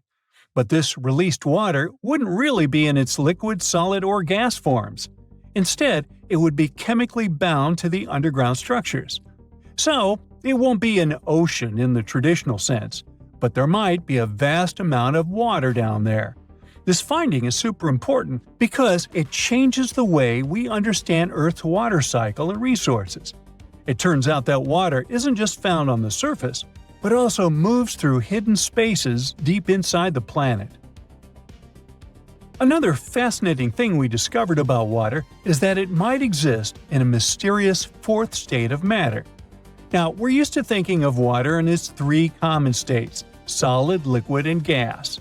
But under extreme pressure in tiny spaces, it can enter a mysterious fourth state known as tunneling. We discovered this strange behavior in the mineral called beryl. Within beryl, there are super small six-sided channels, just about 5 atoms across. Turns out these channels act like tiny cages that can trap individual water molecules, like wadsleyite and ringwoodite. In these conditions, the water molecules start showing behaviors that are closer not to classical physics, but to quantum physics. Quantum tunneling allows particles to exist in multiple places at once or pass through barriers they shouldn't be able to. Imagine a ball that somehow ends up on the other side of a hill without climbing over it. It just goes through the hill. Hydrogen atoms in beryl are like tiny balls. Typically, each ball would sit in one specific spot. However, in the experiment, these hydrogen atoms didn't stay still. Instead, they were found simultaneously in multiple spots. Together, they formed a pattern that looked like 2 wavy rings. It's like water molecules got smeared around in a ring shape. This is a state of water that we've never seen before. It reshapes our understanding of how water behaves under certain conditions, and it has huge implications for biology. All these discoveries have everyone rethinking where Earth's water really comes from. Water is essential for life as we know it. About 71% of Earth is drenched in water, and humans are mostly water too. When we figure out how it appears in space and on planets, it will give us clues about how to better search for extraterrestrial life. One theory says that when Earth was forming, the materials that clumped together to make the planet already included water, or at least the ingredients to make it. Earth formed about 4.5 billion years ago. Our planet slowly emerged thanks to gravity from dust, gas, and rocks that surrounded our newborn sun. This material gradually came together to form the planets of our solar system. However, the young inner solar system was a scorching place, too hot for any liquid water to survive. It would have simply vaporized and escaped into space. But it's possible that water was trapped inside the rocks that initially formed Earth. Some of the Earth's original building blocks contain much more hydrogen than all our oceans combined. It would also explain how water molecules got so deep underground. Then, volcanic activity could have later released the water stored deep within, sending it into the atmosphere as vapor. This vapor would eventually cool down, condense, and fall as rain, filling the young Earth with lakes and seas. Another idea is that after Earth was formed, water was brought here by wet space visitors like comets and asteroids crashing into the planet. Long ago, the inner solar system was a wild and chaotic place, much like Brightside. When the outer planets rearranged their orbits, this caused a ripple effect, which we now call the Late Heavy Bombardment. It sent a flurry of icy space rocks crashing through the inner solar system, many of which collided with Earth. For a while, scientists thought that this event and comets were a primary source of Earth's water. But then, we learned that comets have a different chemical makeup from the water on Earth. Then we looked at the asteroids. Their water closely resembles the water in Earth's oceans. Some of the samples even contained organic materials. There's also a chance some random planet helped us out. About 4.5 billion years ago, a Mars-sized planet named Theia is thought to have collided with Earth. It was a violent encounter that melted part of Earth's mantle and led to the formation of the Moon. Perhaps Theia also brought some water with it. And finally, Earth could have generated its own water. Chemistry says that hydrogen could react with molten rock in vast magma oceans to produce seas and oceans. It's also possible that all these ideas are true, and Earth's water came from several sources. It complicates our research, but shows how dynamic water can be in space. The conditions on this mysterious island might teach us how we can live on Mars one day. Devon Island is, to this day, the largest uninhabited island on our planet. It's located in the Canadian Arctic archipelago, and it's easy to see why people find it impossible to make a home here. The soil stays frozen throughout the seasons. The eastern part of the island is covered by a thick ice cap all year round. Summers here last for less than 50 days. And by summer, I mean that the ground is snow-free and the temperatures are slightly over 46 degrees Fahrenheit. Since almost no plants are growing here, there are no animals that could have adapted to these conditions. That's why scientists compare this island to what it would be like to live on Mars. In 2001, a project started here on Devon Island looking to discover how people might live and work on other planets, particularly on Mars. It's called the Houghton Mars Project and offered NASA scientists some unique studying opportunities. There are few options here in terms of logistics and transportation, and communicating with people living outside the island is also a bit more difficult. Specialists believe that if we can find solutions to live here, we might be able to do it on Mars too. Think of it as a home-based outer space boot camp. The Pitcairn Islands can be found in the middle of the Pacific Ocean. If you're a fan of adventures and remote places, this is the place to be. But you'll need to buckle up for quite the ride, since no plane has ever reached this place. The only way to reach the Pitcairn Islands is to take a 32-hour yacht ride. No wonder only 50 people are known to live here. Its history is really interesting too. A group of people settled here in the 18th century after a failed marine mission. To this day, all the residents of the island are descending from that initial group. Life's not easy here though. If they need to see a doctor, for example, they need to travel either to the island of Fiji or to New Zealand.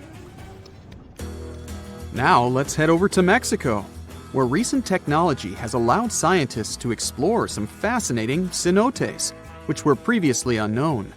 Cenotes are also called sinkholes and allow us to see subterranean water bodies.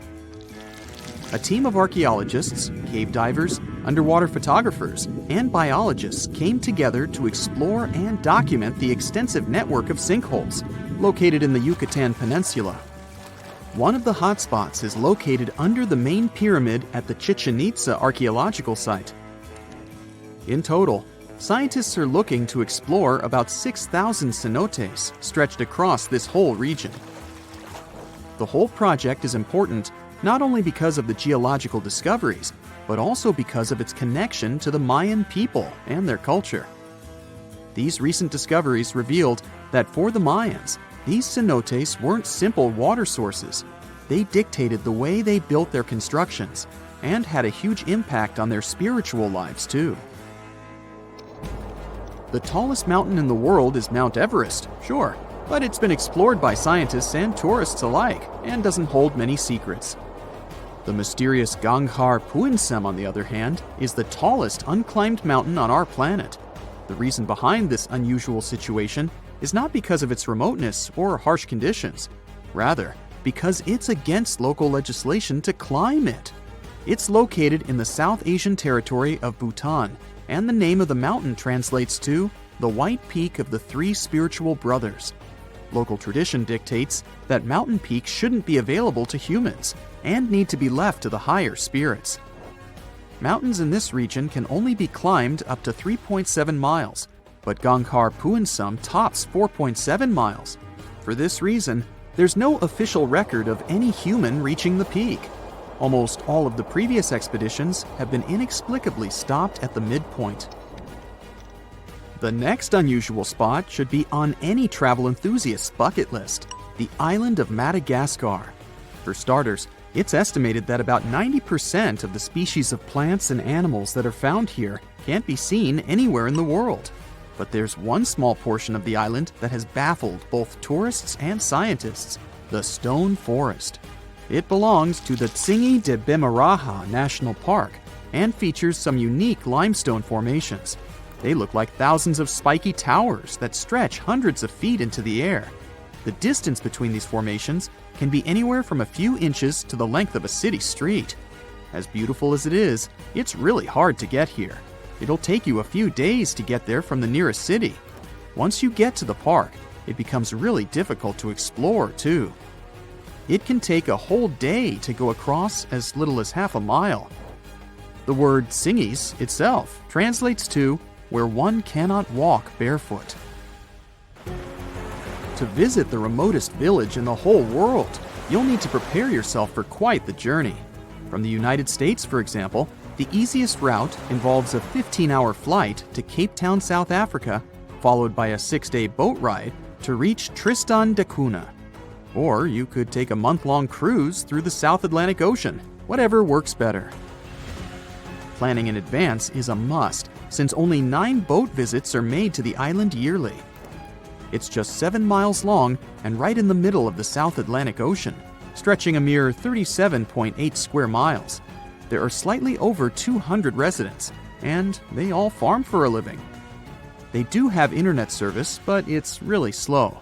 The people living here speak a dialect of English that is used by the fewest number of people in the world. The town of Coober Pedy in Australia is partially underground. It all began back in 1915, when opal deposits were found in the area. To this day, the town is still the biggest opal mine in the world.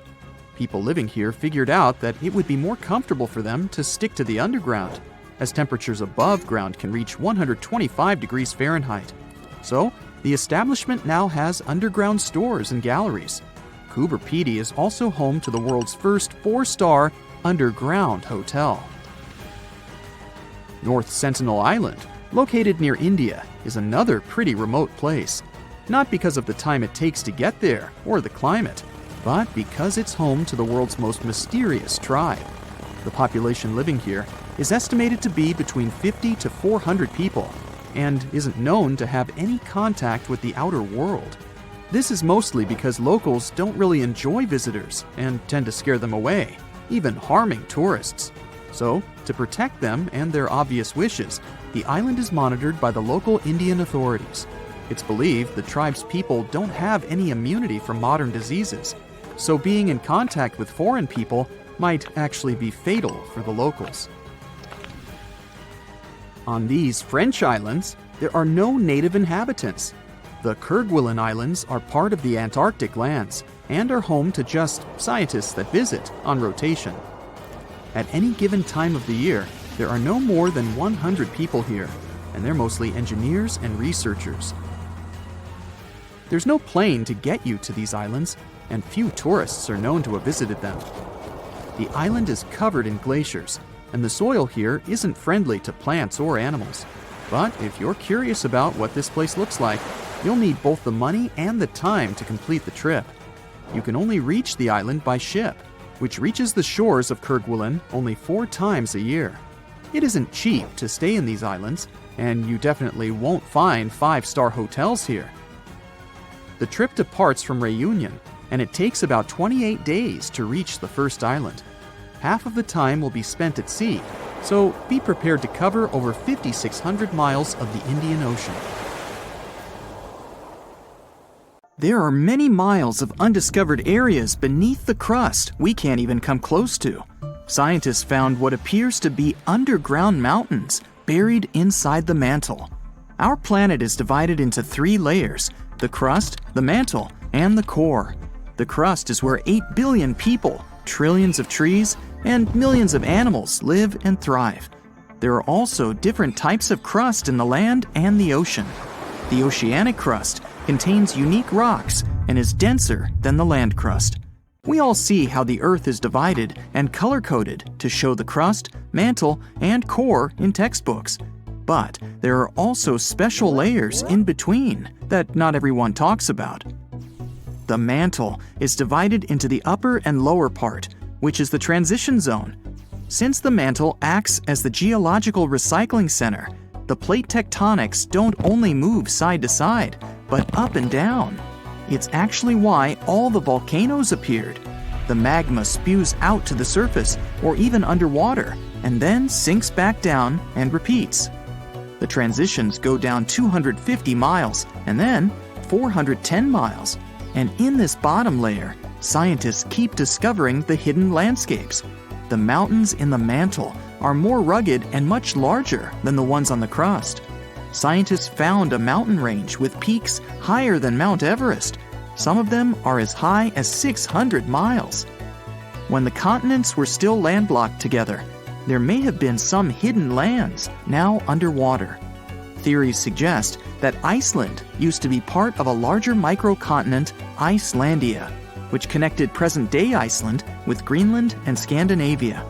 The idea digs even deeper to a greater Icelandia, which includes Britain. But after the split, these bigger lands sunk with everything in it. There are also theories about New Zealand being part of Zealandia, a hidden microcontinent within the same region. So it could be that these mountains used to be part of old Earth that are underground over the billions of years of natural occurrences. But still, it isn't very likely. One theory is that these underground mountain ranges could be leftover slabs of rock that descended from the surface to the transition zone from the moving of the tectonic plates. As they sink, the large pieces break down into smaller ones, and as they compile over the millions of years, they form what appears to be underground mountains. Since the mantle is the geologic recycling zone, it's likely that the rocks down there used to be part of the surface. They weren't large pieces of land that got hidden, just like dogs hide bones in the garden, but it takes way more time to hide mountains. Some parts of the mantle appear to be smooth, while others aren't so much. The parts that have a cluster of rocks could contain hidden elements in the underground mountains. The smoother parts don't have much seismic or volcanic activity, while the rough parts do. The best way to study those underground landscapes is to wait for an earthquake or a volcano eruption to happen. Seismologists can observe the Earth's interior with special scanners, just like doctors use ultrasound to examine a patient. They can even see minor details and not huge chunks of rocks. A strong enough earthquake can send shock waves to the Earth's interior, even through the core and back up to the surface. Depending on where they occur, seismologists can observe and study the intensity of the waves as they move back and forth. On smooth rocks, the waves can travel in a straight line, but once they reach a rough area, the waves tend to scatter. The temperature and composition of the materials can make the waves move faster or slower. But this info isn't exactly accurate and won't contribute a lot to the actual data of the underground mountains. So by analyzing the scattered waves on ships and utilizing the Earth's magnetic field, scientists can figure out everything they need to know. But these studies are only good enough to figure out the interior in today's state, not how the Earth changed over the past 4.5 billion years. However, scientists are certain that mantle material still dates back to the beginning of Earth's original formation. The question, why not just dig a hole to the center of the Earth and see what's going on down there, might seem logical. The deepest hole humans have dug so far is the Kola Deep borehole in the Russian Arctic that goes more than 40,000 feet deep. The locals claim they can actually hear screaming coming from below. It took almost 20 years to drill as far as they went. but it's literally merely scratching the surface of what's underneath. They dug about 1/3 of the crust, which is only 0.2% to the center of the Earth. Getting there is beyond us, just like trying to reach the sun. No human can handle the amount of pressure down there. Going down the Mariana Trench, the Earth's deepest point, requires special gear to withstand all the immense pressure. It'll cost a fortune to build that tech to get us to the center of our planet. Evidence of diamonds buried deep in Brazil shows that everything we do on the crust's surface can affect things miles below, even towards the mantle. Scientists dug up 6 diamonds that could hold tiny mineral grains.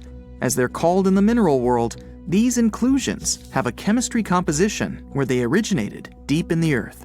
Typical diamonds are formed at depths less than 125 miles in the upper mantle, where it's extremely hot.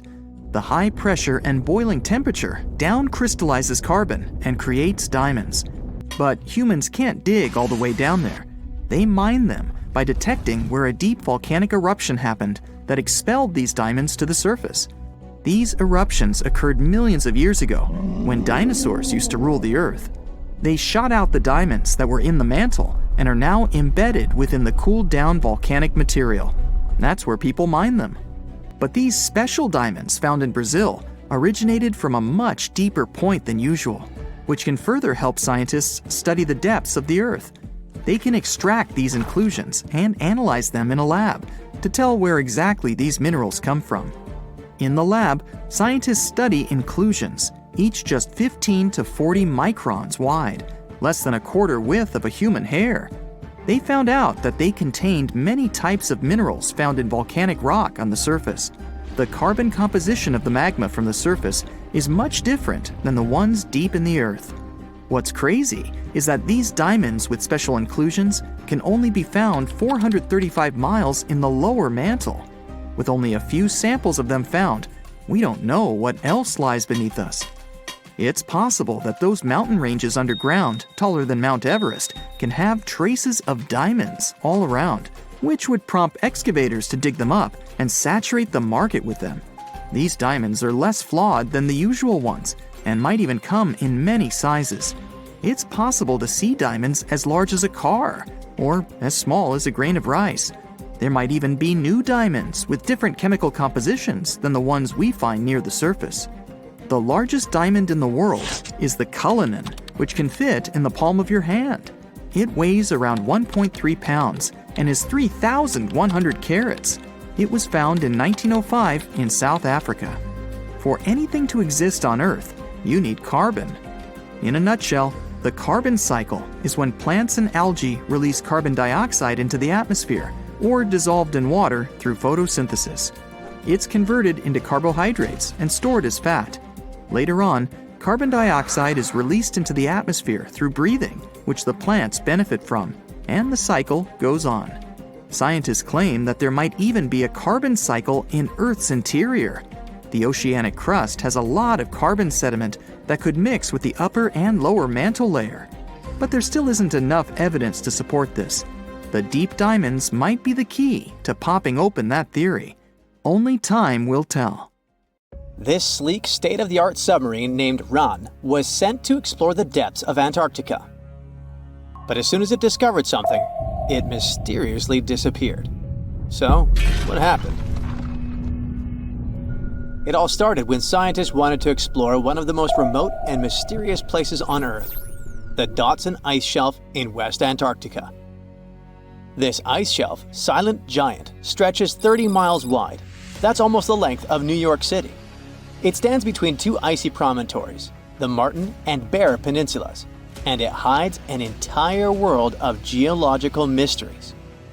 If you think that Antarctica is nothing but a desert of super thick snow and ice, you're wrong.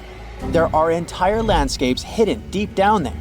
The underside of the Dodson Ice Shelf is a rugged, dynamic terrain shaped by the slow, relentless forces of nature. There are towering ice formations, deep troughs, and bizarre structures stretching for hundreds of feet. Scientists are super curious about it, but as you can imagine, this landscape isn't easy to explore at all. To find out more, we have to scan the area with satellites or try drilling through the snow, trying to collect the big picture, piece by piece. But these methods only gave us vague hints. The real breakthrough happened when scientists came up with the idea to let the submarines explore it. Autonomous submersibles could swoop deep into the icy waters beneath the Dodson ice shelf and tell us what's up down there. These robotic explorers have fantastic advanced sonar systems. It's that thing that bats or dolphins do. They can use sound to see the world. Basically, they send out sound waves underwater, and when those waves hit something like the ice shelf above or the seafloor below, they bounce back to the system. Animals feel how long it took for the sound waves to return and how they changed.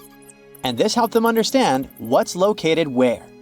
For example, clicks that dolphins send out tell them where the fish are.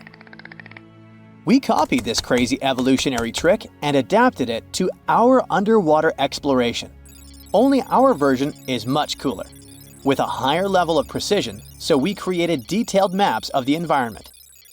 The Rand submarine was one of those robotic explorers. It was named after the Norse deity of the sea. Ran had been meticulously programmed to navigate a treacherous landscape of Antarctica. But even with all this training, its journey led to an unexpected and eerie end. In 2019, Ran was sent to explore the depths beneath the Dodson ice shelf. It was a hero, the first one to go on a mission like this. The team said it was like seeing the other side of the moon.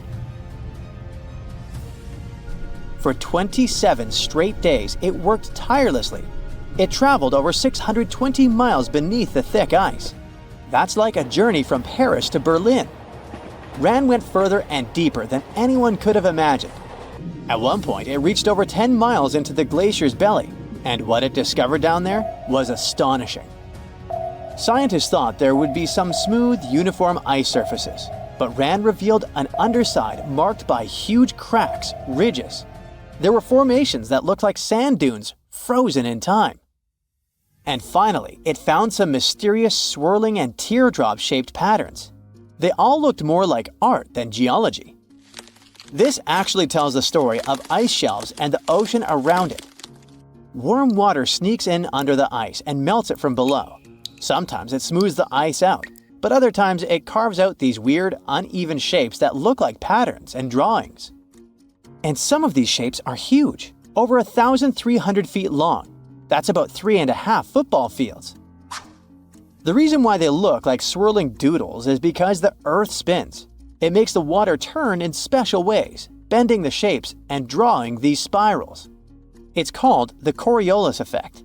Imagine you were on a merry-go-round and tried to throw something like a ball. It would go in a curve, not a straight line. Same thing happens with the water on Earth.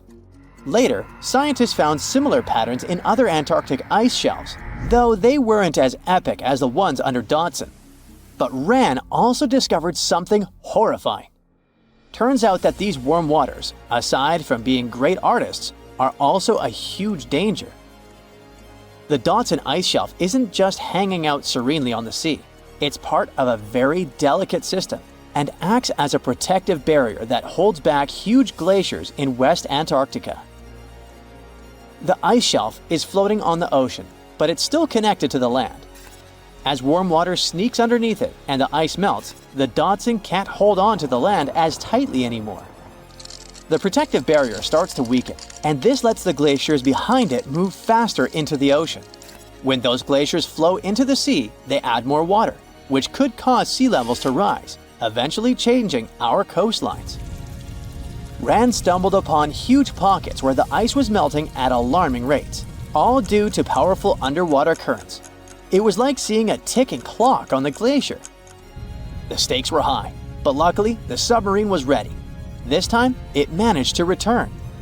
And then, it worked for 5 more years, helping scientists with tons of useful data. The missions were daunting. There could be periods where Ran slipped into the pitch-black cavity beneath the glaciers, spending 24 hours without communication. But it was mapping every peak and every valley. It gained experience from over 40 missions below ice. Then, in early 2024, Ran went on a mission to the Thwaites Glacier. The mission was bold from the start. This place is also ominously referred to as the Doomsday Glacier. It's called that because it's slowly melting and has the potential to raise sea levels worldwide if it collapses, causing catastrophes everywhere. That's why RAN was dispatched to explore its underbelly, a place that had never been mapped so intricately before. The idea was to uncover the glacier's secrets, study how rapidly it was melting and why. This was RAN's second time exploring Thwaites. During the previous visit, it became the first sub to ever map the glacier's underside. RAN was exploring the depths from 650 feet to 1,650 feet. It sent a lot of data about how the Doomsday Glacier was slowly melting due to warm ocean currents. But while venturing into these icy depths, something went wrong. Out of nowhere, RAN vanished. Without warning, without a trace. One moment it was sending back crucial data, and the next it had slipped into the abyss. No distress signals, no final transmission, and it didn't return to the point it was supposed to. People sent extensive searches, helicopters soared overhead, drones buzzed through the frozen skies, but no sign of the submersible emerged from the glacier's grasp. After a while, RAN's batteries would certainly run away. So at this point, it had definitely been swallowed by the abyss beneath 1,500 feet of ice. That was a huge and sad loss for the scientific team. The scientists at the University of Gothenburg are now looking to replace RAN and continue their important research under Thwaites. To this day, scientists have no idea what happened to it. Some say it may have been trapped in the ice. Others believe it was pulled away by an unseen current. It also might have collided with something unexpected. Whatever the truth is, its disappearance has left scientists stunned, and it looks like the ice shelf will hold on to its secrets a little longer. At least we gained a treasure trove of knowledge from RAN's journey. Scientists keep exploring Antarctica, looking for history that hides under the snow. For example, they discovered that around 90 million years ago, a lush temperate rainforest thrived near the South Pole. They revealed an ancient world far warmer than they ever imagined.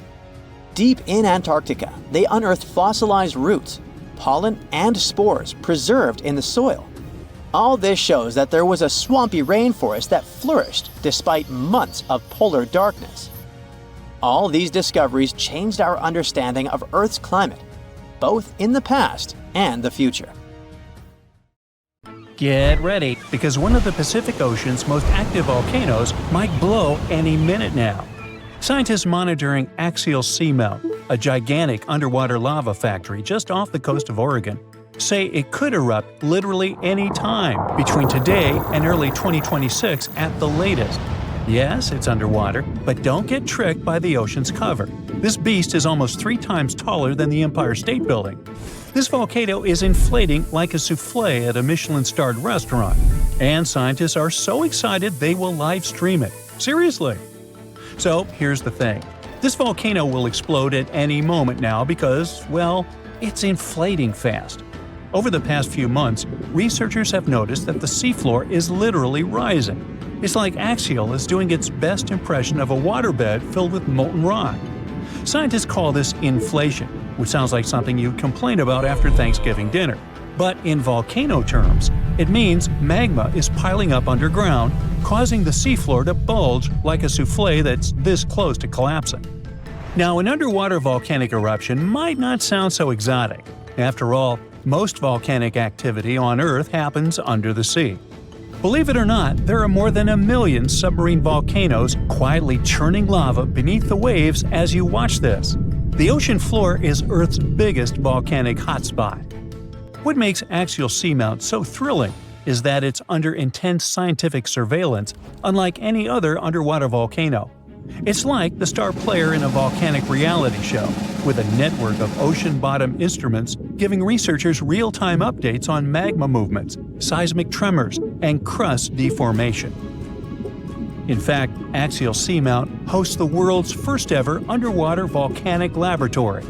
Scientists have been keeping a constant eye on it since the 1990s, when they installed sensors that now relay live data straight from the seafloor.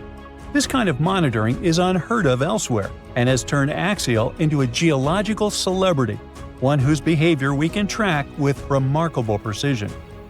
Besides, Axial is hilariously predictable. It erupts roughly every decade, and right on cue, it's gearing up for another performance. By mid-2024, it had inflated to nearly the same level as before its last eruption, which means the countdown is on. Scientists are so confident in its schedule that they've set up a volcanic advent calendar, waiting for the day when Axial decides to pop.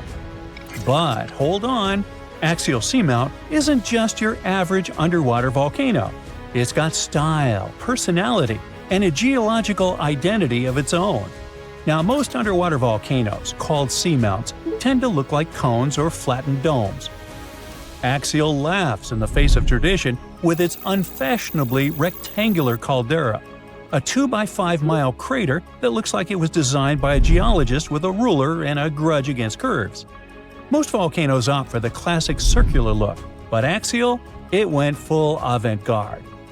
This caldera is punctuated by fissures, vents, lava channels, and mysterious dome-like structures that rise hundreds of feet high. It's like the volcano's wearing a funky geometrical crown instead of the usual rounded hat. What's more, Axial's location is like prime real estate for geological fireworks. It sits right where two major forces collide, literally. First, it's on the Juan de Fuca Ridge, an underwater mountain range formed where two tectonic plates are slowly pulling apart, like a zipper being undone. Second, it's perched atop the Cobb Hotspot, a deep mantle plume that acts like Earth's sneaky magma espresso machine, pumping molten rock from deep inside the planet and fueling a whole chain of seamounts. To put it plainly, it's like the tectonic plates are reluctant dance partners, sliding away from each other, while the Cobb Hotspot acts as the DJ, turning up the heat and keeping the magma party going. This dual influence creates a complex plumbing system inside the volcano, with magma chambers filling, draining, and shifting in ways scientists are still trying to decode. The competition between the spreading plates and upwelling magma is what gives Axial its unique geological fingerprint, and it's also why this volcano keeps surprising us. Now, we said that Axial Summit isn't just a crater. The truth is that inside, the action gets even weirder and cooler, well, hotter, but you get it. Axial hosts black smoker hydrothermal vents, which blast superheated water at temperatures exceeding 700 degrees Fahrenheit. This is no ordinary underwater hot tub. These vents create one of Earth's most extreme environments, where bizarre creatures thrive in total darkness and scalding heat. Giant tube worms, crabs, colonies of bacteria, and even octopuses live off the mineral-rich plumes that gush from these vents, forming ecosystems completely independent from sunlight and photosynthesis. It's like an alien world beneath the waves, thriving off the volcano's fiery breath. These vent communities are crucial to science, not just because they're strange, but because they may resemble the earliest ecosystems on Earth. Some researchers believe life on our planet may have originated in similar deep-sea hydrothermal environments billions of years ago. Studying them could also help us search for life on icy moons, like Europa and Enceladus, where similar vents might exist beneath their frozen surfaces. When Axial erupts, it's like a natural reset button for these communities. The lava wipes everything out, but within months, life comes roaring back. Proof that even in the most hostile environments, real estate is always in demand. For those worrying about tsunamis or coastal disasters, relax. Axial's eruptions are the underwater equivalent of a slow cooker. The immense water pressure keeps things chill, well, scalding, but not explosive. So the worst thing that happens is some lava decorates the seafloor, and a few crabs have to find new vents to squat in. This means no massive ash clouds or explosive blasts that could reach the surface. Instead, lava oozes out and spreads across the seafloor, sometimes traveling for miles. But for scientists, this eruption is the golden ticket. Understanding Axial's patterns could help predict eruptions elsewhere, even on land. Plus, its bizarre ecosystems offer clues about how life might survive on other planets. Not bad for a volcano that mostly just sits around looking rectangular. Still, the volcano's activity can be heard in the form of thousands of small earthquakes every day. Thousands! As if the volcano itself was groaning and creaking, preparing to burst open. Again, we won't feel a thing, but at least they'll help scientists track the magma's movements and the volcano's eruptive cycle. Now, one of the coolest parts of this story is that scientists are preparing to live stream Axial's next eruption for the first time ever. Imagine watching an undersea volcano in action, live, as it's painting the ocean floor with fresh lava. It's like a front row seat to a natural fireworks display, thousands of feet beneath the waves. The live stream will come courtesy of the Ocean Observatory's initiative, which maintains a series of fiber optic cables linking Axial's instruments directly to shore. It's the Wi-Fi of the deep sea, and it's about to broadcast molten rock in HD. And there's another twist. Scientists have noticed a curious pattern in Axial's eruptions. All three of its most recent eruptions, in 1998, 2011, and 2015, happened between January and April, the months when Earth starts moving away from the Sun. So why? Well, it might have something to do with the Moon's gravitational pull. The Moon's orbit causes ocean tides to rise and fall, which changes the pressure on the seafloor and could help nudge the magma chamber to its breaking point. I guess the Moon isn't just a romantic light in the night sky. It might be the ultimate volcanic whisperer. So, one thing's for sure, when Axial goes, it'll be the best documented underwater eruption in history. So, keep your eyes peeled. This is one natural spectacle you won't want to miss. And who knows, if we're lucky, we might even get deep-sea eruption ASMR out of the deal. Now, if you'll excuse me, I'll be refreshing the live feed like it's a Taylor Swift ticket sale. Here's a riddle. Which U.S. city is so loved that its name should be repeated twice? You guessed it, New York, New York. But the thing is, how much of New York do we really know? I'm talking about the city that lies under the city. Dare to join me on an underground tour of the Big Apple? Then grab a flashlight, it's about to get dark. We'll start in the heart of Manhattan, in the front of the Romanesque City Hall building. Believe it or not, beneath our feet lies New York's oldest subway station, known as the Old City Hall Station. It opened in 1904 on October 27th, a night of true celebration for New Yorkers. People were so excited, some of them spent the entire night riding the trains back and forth. Before this, urban dwellers moved around in carriages pulled by horses. No wonder the subway was such a hit. You might feel like a time traveler stepping inside the Old City Hall Station. The architecture is dazzling and one of a kind. They sure don't make subway stations like this one anymore. Fun fact, the Old City Hall Station would cost $6.2 million if it was built today. Back in the day, it had dozens of brass chandeliers hanging around. It was one of the few spots in town with functioning electricity. And oh, not to mention brand new multicolored tiled arches and stained glass ceilings you can still see today. Impressive, huh? If you decide to wander down the tracks, you might be in for a treat. Underground New York is as fascinating as the city above the ground. But one thing we usually take for granted is the behind the scenes of what the Big Apple needs to function. Down here, you might see one or two of New York's pneumatic mail tubes. These tubes were built back in the 1800s and they were operational up until the 1950s. They were responsible for distributing people's mail through different post offices. Letters flew at an impressive speed of 35 miles per hour. That's almost as fast as a professional runner. It sure sounds like a useful system. But I have to say, it feels weird imagining people's correspondence flying around 15 feet underground. Back to street level. We'll wander around fancy Lexington and Park Avenues. If you look up, you'll see the famous Waldorf Astoria 5-star hotel. Many celebrities have stayed there, including John Lennon and Yoko Ono, as well as presidents such as FDR. This is why the hotel used a secret infrastructure to sneak people inside and out.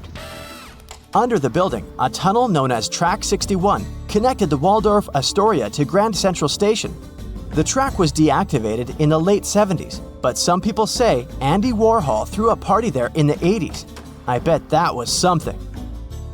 For the next part of our visit, we'll have to take the subway uptown. We'll get off at 125th Street and find ourselves on the scenic waterfront of Riverside Park. Here, you'll find abandoned tracks of an old metro line. If you follow the tracks, you'll get to an underground graffiti gallery, aka the Freedom Tunnel. The tunnel is named after a graffiti artist from the 80s who is commonly known as Freedom. While exploring these tunnels, we'll see over 40 graffiti pieces he painted over 15 years. There are spray paints of James Dean, Mona Lisa, and even a self-portrait of Freedom himself. Moving on, let's wander around the northern part of NYC for a bit. Walking in Van Cortlandt Park will feel like hiking upstate, but believe me, you're still in the city. Along the way, you'll encounter some big ventilation towers made of stone. These towers were once part of an old New York infrastructure. They make up the remains of what used to be the Croton Aqueduct. In the 1800s, the city's water supply flowed through a 41-mile-long underground tunnel, all the way from Croton River in upstate New York to Bryant Park in Midtown Manhattan. Oh yes, and I should probably tell you that Bryant Park wasn't a park. Instead, it hosted a colossal stone structure that looked pretty much like something ancient Egyptians would build. This 4-acre structure served as the city's water reservoir. It even had a pathway on top so that people could enjoy a nice afternoon stroll while looking at the reservoir's crystalline water. Now, all this exploring might have made you hungry, but don't worry, our next stop includes a yummy treat. We'll have to leave Manhattan and make our way to Brooklyn. In case you didn't know, New York City is made of 5 boroughs: Manhattan, Queens, Bronx, Staten Island, and Brooklyn. Crown Heights, that's our stop. Would you believe me if I told you that beneath these streets lie caves full of aging cheese? How very Parisian of them. To get down there, you'll have to make your way through a century-old building that now works as an office space. Maybe wave hello to all those hard-working people and disappear in one of the stairways that will take you 30 feet below the ground. You won't need a flashlight for this one. The caves are bright and renovated and can hold up to 22,000 pounds of cheese.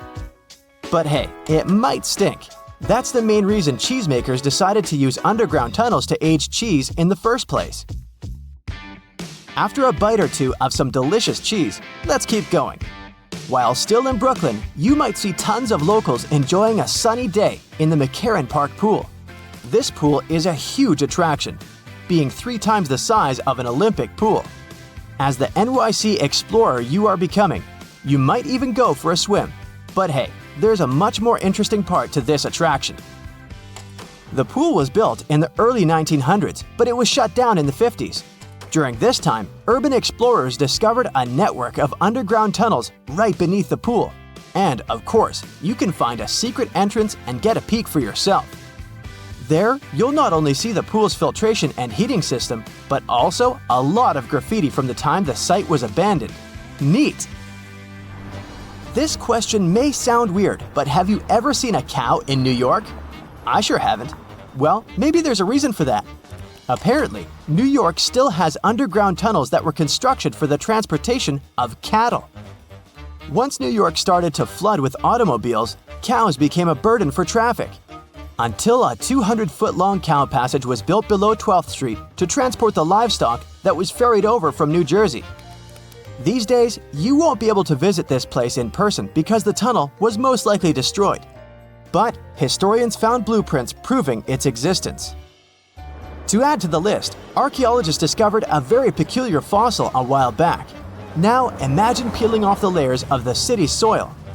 First, at 15 inches, you'll find a layer of wires. I'm talking TV cables, electricity, and all that. Digging deeper, at 4 feet, you'll see water and sewage pipes. But then, at 15 feet down under the surface of NYC, diggers have found a fossilized shipwreck. The wreck is located right under Broad Street, where there was once shallow water. They believe the wreck dates back to the 1600s. It's 92 feet long and 25 feet wide. Oh, and that's not all. At the intersection of Bowery and Canal Street, engineers stumbled upon a room with its walls and ceiling covered in mirrors. And no one has managed to explain the existence of this bizarre place yet. Our Big Apple Underground visit is coming to an end. but we sure did more than just scratch the surface on this one. Before we finish, let's enjoy the best of what NYC cuisine has to offer, a good old bagel. Who knows, maybe next time we'll do Paris or even London. See you soon, explorer! The lost city of Atlantis may have actually been found. No, really. Two researchers were working in the waters off the coast of Cuba when they discovered the ruins of what looked like an ancient submerged city. That happened about 20 years ago, and yet no one really talks about it today. It's like the authorities just took the research, locked it away in some top-secret room, and decided no one else should know about it. But why? Well, I'm going to tell you. Back in 2001, Paulina Zalitsky, a marine engineer, and her husband, Paul Weinswig, were hired to explore the waters off Cuba's western coast. They had two main objectives: to search for old shipwrecks, possibly hiding treasures like gold and jewels, and to locate valuable oil and natural gas deposits deep underwater. They were using a sonar. Basically, this equipment is like a sound-based radar. It sends out sound waves underwater, and when those waves hit something, like a sunken ship, they bounce back. The system can figure out where and how far the object is just by listening to the echo. So, the couple was scanning the seafloor with this equipment more than 2,000 feet below the surface. And then, out of nowhere, they found something way more interesting than gold or oil. They found stones. Not just any stones. I'm talking huge, perfectly arranged stones. Kind of like a mini version of the pyramid at Chichen Itza, or even better, like a bunch of tiny submerged Chichen Itzas. Yep, they saw that, or at least they think they did. The thing is, sonar doesn't work like a camera. It definitely doesn't record video or take actual pictures underwater. What it does do is create images using sound. And those images are usually just outlines or shapes, kind of like a blurry black and white sketch. It shows you where things are, but not exactly what they look like. And that's exactly what happened back then. The equipment started producing images of these perfectly organized stone structures, and it really looked like some kind of urban development. I mean, the site was just too organized, too symmetrical to be just random rocks. But it sounded too good to be true. I mean, this discovery could totally change everything we know about ancient civilizations on the American continent. So the scientists decided it would be too irresponsible to announce anything without finding more evidence first. And that's why they decided to go back to that same spot. This time they sent down an underwater remotely operated vehicle to actually see what was going on beneath the sea. See? This robot was basically an underwater cameraman. And yep, it confirmed it. There was definitely something strange down there. It looked like an ancient city made of huge, smooth blocks of granite. These rocks were about 8 feet by 10 feet. Some were in pyramid shapes, others were circular. Some seemed to be deliberately cut and then stacked on top of each other, while others appeared isolated from the rest. Together, they looked like they were forming corridors and outlines of rooms. It was like finding large buildings in the middle of an underwater desert. These images were enough for Zalitsky to seal the deal. Back then, she confirmed that this amazing structure, her words, could have been a large urban center. Again, her words. Then the couple started to speculate. They said that these structures were probably built more than 6,000 years ago, which would make them older than the Great Pyramids of Egypt. It's even older than the famous Maya, the civilization that used to live in the Americas and is known for their ancient and advanced temples.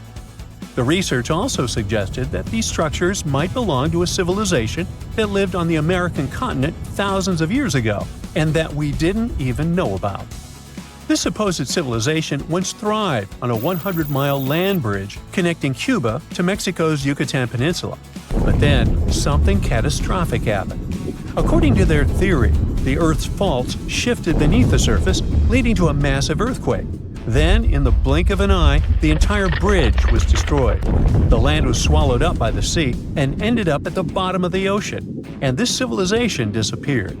Of course, all the connections to the famous Atlantis myth got the media totally hooked on the story. News websites ran headlines like "Lost City of the Caribbean Found" and "Atlantis Found in Cuba." So, could that really be Atlantis? I mean, did they finally find the remains of this supposedly super advanced and lost civilization? Well, it's hard to say. From the start, part of the scientific community wasn't buying into the story too much. First, there's the issue of the date. Saying that this civilization existed at this spot at least 6,000 years ago just wasn't very credible. Then some European archaeologists argued that the stones they found using sonar might just be natural limestone, not perfectly sculpted granite. And third, it was too deep. Even with the whole theory of earth faults opening up and swallowing everything, it's still hard to explain how an entire city ended up so deep in the ocean. For comparison, there is Heraklion, a real ancient Egyptian port city that got submerged. Today, it is only about 19 feet underwater. But this so-called Atlantis city is at depths between 2,000 and 2,460 feet. See how that's totally different, right? People think it would have taken around 50,000 years for such stone structures to sink to the depth where they are said to be found. And according to experts, none of the known civilizations from that long ago had the ability to build such structures. But for Zalitsky, yes, it was possible. She still believed in the fault theory to explain how this land ended up at the bottom of the ocean so fast. Big movements of the Earth's tectonic plates are usually followed by things like volcanoes and earthquakes. So, according to her, it's a powerful event, and the island sinking could have happened really quickly. This earthquake theory could also explain why some of the megaliths on the seafloor look organized while others don't.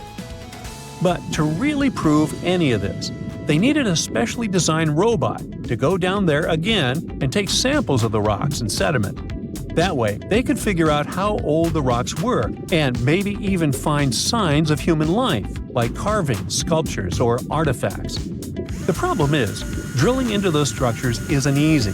They look like granite, and drilling granite that deep underwater is seriously tough. And more than anything, they needed money to do it, a lot of it. So maybe they just never got the funding. Because even with all that initial hype, no further explorations or studies were ever reported. And that lack of follow-up sparked a lot of speculation. Some people even wondered if the story got shut down on purpose, like maybe the authorities wanted to keep something top secret. As if this underwater city was built by some kind of higher extraterrestrial being, and they just don't want us to find out. But truth be told, the strongest argument for saying, yeah, that is definitely a lost city, is that nature supposedly couldn't have built something so symmetrical. Geologists did try to find natural explanations, or at least similar examples from other parts of the world, but they came up short. Still, just because we haven't found a clear natural explanation doesn't mean there isn't one. Nature can create some pretty wild and unexpected stuff, so honestly, that whole too perfect to be natural angle is kind of a weak argument. What most likely happened is that experts just weren't convinced it was actually a sunken city. And that's probably why no one followed up on their work. Over time, the buzz faded, the story disappeared, and the site slipped back into silence. And without more data, the true nature of those underwater formations off Cuba's coast is still a mystery. Scientists just uncovered what's basically Earth's own version of a dinosaur fossil hidden deep under the ocean near Easter Island. It's like finding a time capsule from 200 million years ago, revealing secrets of our planet's very ancient history. Earth's surface is made up of giant pieces, like puzzle pieces, called tectonic plates. These plates are slowly moving around all the time. Under these plates, there is a super hot layer called the mantle, and this layer is what helps the plates move. In September 2024, a team of geologists finally published the groundbreaking discovery that mentioned this ancient megastructure. This old piece of ocean floor might be connected to why the ocean floor is spreading apart faster in some places than in others.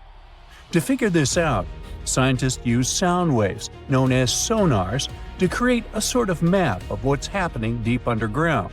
What they found was weird. There's a blob of stuff under the Nazca Plate, a plate near South America, that's moving much slower than it should be. Now normally, when plates move, some of the material sinks into the Earth like a conveyor belt. But in this case, it's going slower than expected, like it's getting stuck on something. That something could be an ancient part of the ocean floor that got pushed down into the Earth about 250 million years ago. This discovery is like finding a fossil deep inside the Earth that shows us what things were like a really long time ago. When the ocean floor spreads apart, it's because two tectonic plates are moving away from each other. In the middle of the ocean, there's a long crack or ridge when this happens, kind of like a seam in the Earth.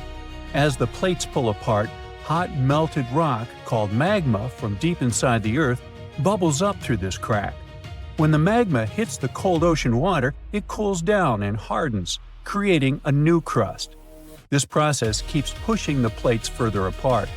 This process is also known as the Earth's mantle's recycling system. It's like the Earth keeps generating its own mantle constantly.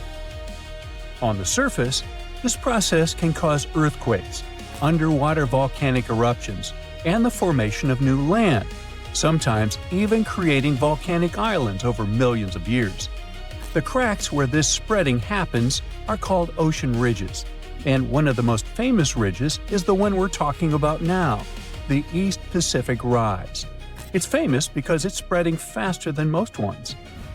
This new discovery helps to explain why this may be so. You see, this huge megastructure sort of serves as a time capsule. Since the Earth's mantle is constantly changing and being created, finding a fossilized version of it is making scientists go bananas. It shows us what Earth looked like millions of years ago, back when the continents were in different places and our buddies dinosaurs roamed the planet. This ancient chunk of ocean floor also helps us understand how tectonic plates have moved through history.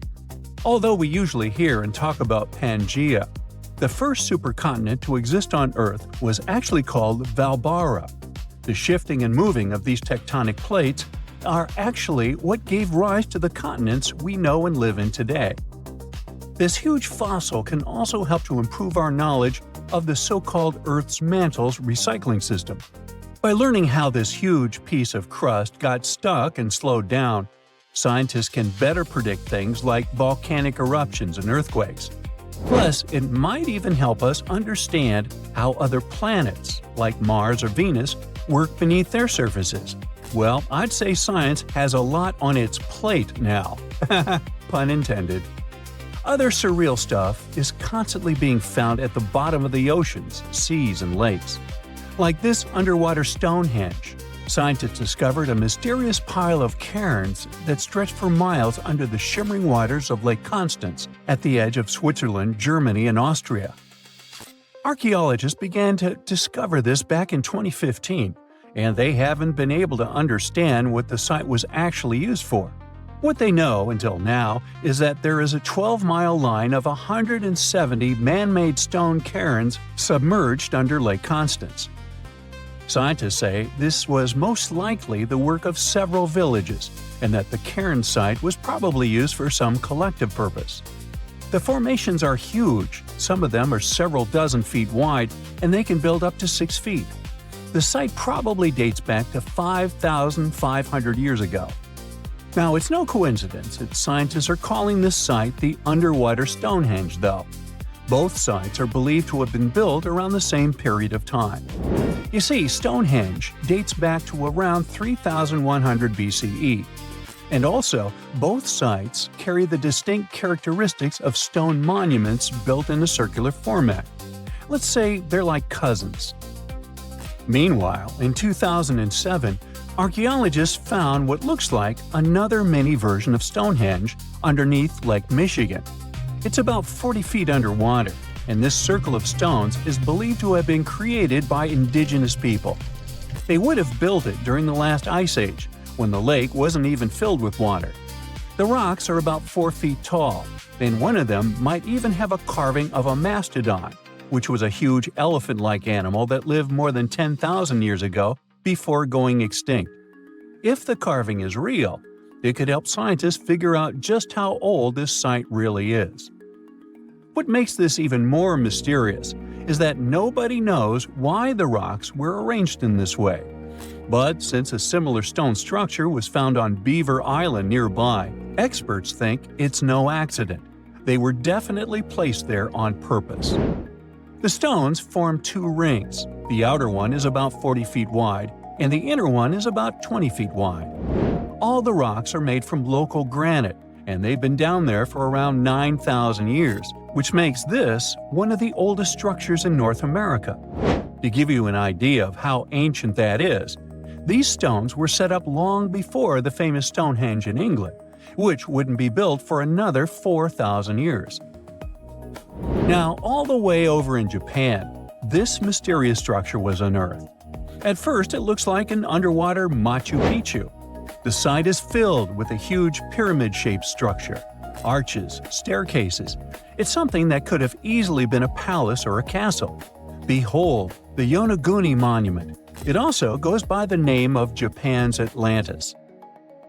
The entire monument is about the size of 5 football fields and the height of a 5-story building.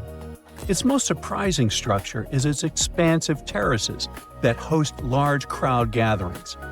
Explorers and scientists believe that Yonaguni dates back to 10,000 years ago. But whether it is a human-made structure or a natural formation is still under debate. For Japan's top marine geologists, Yonaguni is the heritage of a lost civilization. This guy has dived into exploring the ruins over 100 times over the past 10 years. According to him, there are clear signs of human activity down there. The triangle pool, located on the monument's surface, is a triangle-shaped concave that is a historical symbol of water fountains in the region. There's also a giant turtle carved on the eastern side of the structure, which has an important cultural meaning. Several pieces of stone tools have been recovered from the site. Their estimated age dates back to 10,000 years ago. However, not all scientists are convinced of this explanation. For many, Yonaguni is the result of thousands of years of erosion. The fact that the monument is composed of one massive rock leads them to believe it is not human-made. The defined edges and flat surfaces resemble a natural formation occurrence in Northern Ireland known as Giant's Causeway. A series of interlocking basalt columns look like the ruins of a palace, but they were the result of volcanic activity in the region. The South Pole is more than penguins and endless snow. There's a hidden ghost world within it. Look, it's right here on the globe. Don't confuse Antarctica with the Arctic, which is at the top of our maps. Much smaller in size, and, let's face it, way less mysterious. The ice sheet covering Antarctica is about 1 to 3 miles thick, which is up to 16 Eiffel Towers stacked on each other. This massive blanket hides the true features and contours of Antarctica's land. We still don't know much about this mysterious continent, and it is ice and snow that are to blame. We still don't even know the true shape and size of this continent. Mapping Antarctica without some huge shovels is an incredibly hard task. But satellites learned to penetrate the ice with their cameras. And now we know there's actually an enormous, dramatic ancient landscape beneath the snow. The ghost of the past. About 90 million years ago, Antarctica was a much warmer place. It was actually a lush rainforest with tons of plants and probably teeming with life. It even had rivers flowing through it. Then the ice came. This happened about 34 million years ago, during the transition from the Eocene to the Oligocene, when our planet cooled significantly. It was the beginning of one of our several ice ages. The land remained, but now was hidden under ice and snow that got thicker and thicker. To a regular eye, Antarctica turned into a white desert, vast, flat, and featureless. Time went on. This massive ice sheet moved around, smoothing and shifting the ground beneath it. Over the millions of years, it changed what the land looked like. Now, if we looked under the ice, it wouldn't hold any signs of the original South Pole, except for one place. In areas where the ice is especially thick and doesn't move much, like in East Antarctica, it has actually worked the other way around. It became like a super thick blanket that protects the land. Normally, things like wind or rain slowly wear away the ground over time, changing its shape.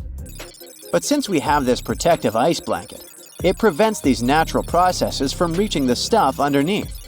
So, the ground stayed almost the same for millions of years, like it's been frozen in time. This special area near the Aurora and Schmidt subglacial basins has become the ghost of Antarctica's landscape. This place was barely touched even since it was first covered in snow 34 million years ago. This is a historical footprint, a place that can tell us what Antarctica's ground looked like before it became a freezing nightmare. As scientists peered under East Antarctica, they saw an amazing ghost. The traces of the rivers that were flowing there millions of years ago, various valleys, and some weird little islands, as well as 3 big chunks of land shaped like the letter U. Hey, what's that all about? You see, the continents on our planet are moving constantly, sliding along the red-hot lava mantle like cereal on milk. Over history, they came together and broke apart several times. Hundreds of millions of years ago, several continents were a part of one enormous Gondwana. Antarctica was one of them. It used to be one huge landmass. But when Gondwana broke apart, the poor continent got stretched by tectonic forces. Parts of land were pulled away from each other. Whoosh! And they got torn apart. And that's how we got these big chunks or blocks of land under thick layers of ice. In any case, scientists now want to explore this ghost a bit more.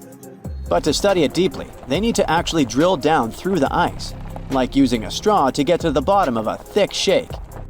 This will help them pick up some rocks and dirt from way below to learn more about the Earth's history and climate. Antarctica is the 5th largest continent in the world, approximately bigger than the entirety of Europe or Australia, competing with the entire South America in size. Aside from East Antarctica, we discussed there are several more regions: Antarctica Peninsula, South Pole, West Antarctica, and the Ross Sea. The continent is basically a frozen sandbox, and all its hidden, mysterious landscape is actually less explored than Mars's terrain. We only know for sure that without ice, it wouldn't just be flat and empty, but an entire world full of big mountains, huge canyons, and even fiery volcanoes. Some of these volcanoes are so huge that they peak above the layers of snow. In West Antarctica alone, there are at least 138 volcanoes, though only about 8 or 9 are active today. One of the craziest ones is Mount Erebus, the southernmost volcano and the tallest one on the continent, about 12,500 feet high. And deep beneath the ice sheet, this guy hosts incredible, beautiful subvolcanic caves. The temperatures there are warm enough for t-shirts. The Antarctic Peninsula, or Lesser Antarctica, looks like a bunch of mountainous islands deeply underground. It has newer volcanic rocks that are part of the Pacific Ring of Fire, which is like a giant circle of volcanoes and earthquake zones around the Pacific Ocean. The Greater Antarctica is a huge part, almost as big as Australia. It consists of East Antarctica and the South Pole. Beneath the ice, it's a place of rocks that have been around for a very, very long time, including the special zone we mentioned. You probably know that Antarctica is nearly devoid of humans. No wonder, with a mean temperature of about minus 46 degrees Fahrenheit. But even though this place is horrifyingly cold and deserted, life still clings on. You guessed it, in the underworld. In 2017, scientists found DNA traces of algae, moss, and even possibly unknown small animals in the deep caves. That means that even in such crazy conditions, there are still unique ecosystems thriving in little isolated warm pockets beneath the snow. There was another incredible find beneath Antarctica's Ross Ice Shelf, a lively ecosystem vibing within an underground river. Scientists have long suspected that Antarctica's underworld should have some freshwater lakes and rivers. One day, a satellite spotted a groove there. They decided to explore it and used a hot water drill to melt their way through the ice. As they reached the underworld, they dropped a camera into one of those hidden fresh rivers. And at first, they thought they'd find just some rocks or something. But instead, they stumbled upon hundreds of amphipods, tiny shrimp-like creatures. Little ones instantly swarmed around the lens. Shrimps blocked the camera and scientists couldn't check out what they wanted to. Pretty funny, but at least that means that there really is an important ecosystem deep within Antarctica. Now, they're gonna explore it. And all this is just the beginning of the mysterious underworld. Antarctica's snow also hides the deepest canyon on Earth under the Denman Glacier. Well, Mariana Trench is still the deepest point on Earth, but it's a part of the oceanic crust, geologically speaking. Also, in 1958, explorers found a huge mountain range under the ice, as big and tall as the famous Alps Mountains. The range stretched for about 745 miles with peaks as high as 1.7 miles. And all this magnificence is buried under tons of ice. Who knows what else we might find there? Antarctica holds about 60% of our entire planet's freshwater, which means it would be pretty bad if it melted. For example, there's this Doomsday Glacier, officially known as Thwaites Glacier. It's a huge ice formation, about the size of Florida, and it's melting right now. Every year, the sea levels rise by 4% because of it. If this guy melts away completely, the sea levels all around the world will increase by 2 feet, which might not sound like a lot, but it would be catastrophic for coastal areas. Luckily, researchers have found that even if its ice shelf were to collapse in the next 50 years, the glacier itself wouldn't retreat as quickly as they feared. It's still losing ice rapidly, but it would be quite a slow process. Lake Michigan is one of the largest and most mysterious freshwater lakes in the United States. And now, deep inside it, scientists have stumbled upon something unexplainable. Vast, round craters scattered all across the lake's floor. It all started in 2022. A team of researchers wanted to map the lake's bottom and look for some shipwrecks. At first, they were sure it's going to be just some typical rocky terrain or sandy patches. But what they saw on their sonar screens stopped them cold. Strange, circular shapes that looked almost too perfect to be natural. They were hiding about 500 feet beneath the surface, in places where the water turns dark and impenetrable. Those guys are huge, ranging from 300 to 600 feet wide. They also plunge nearly 40 feet deep. And there are dozens of them, neatly arranged like some footprints. But the team had no idea what these things were. Then, in August 2024, the mystery only deepened. Using a remotely operated vehicle, they got a closer look at these formations. There were about 40 of them. No one had ever seen anything quite like this before in the Great Lakes. What could have created those craters? Could they be ancient? Perhaps remnants of some geological event lost to time? If that's the case, it's weird how long these holes have likely been sitting there, undisturbed. Theories started popping up. One possibility was that they could be sinkholes, or dolines. Those are basically holes that suddenly appear in the ground when the surface layer collapses. The rock beneath the surface, often made of limestone, gets slowly dissolved by water over time, creating voids underground. When the surface of those voids can no longer hold its own weight, it caves in, and this forms a hole. Think of it like when you poke a straw through the lid of a drink. Sinkholes can be small dips or huge, spanning up to 2,000 feet. They can happen gradually or all at once. Sometimes they can swallow entire cars or even buildings. And Lake Michigan sits on limestone bedrock. It erodes pretty easily when water flows through it. Sinkholes like these have already been found in Lake Huron, and they look kinda similar. But there are some plot holes, no pun intended, with this theory. For example, it's wild how they all would be so huge. It's also weird and pretty rare for sinkholes to occur in a lake bed. They also kinda resemble a straight pattern. They seem to extend generally southward, forming a loose line, which is pretty weird. If these are sinkholes, then they're definitely not playing the usual geological rules. Though it might be some new, unusual process at play beneath the lake's surface that we haven't discovered yet. There's another theory though. Glaciers. Glaciers are wild rivers of ice. They covered much of the Earth during the last ice age, and they're incredibly powerful.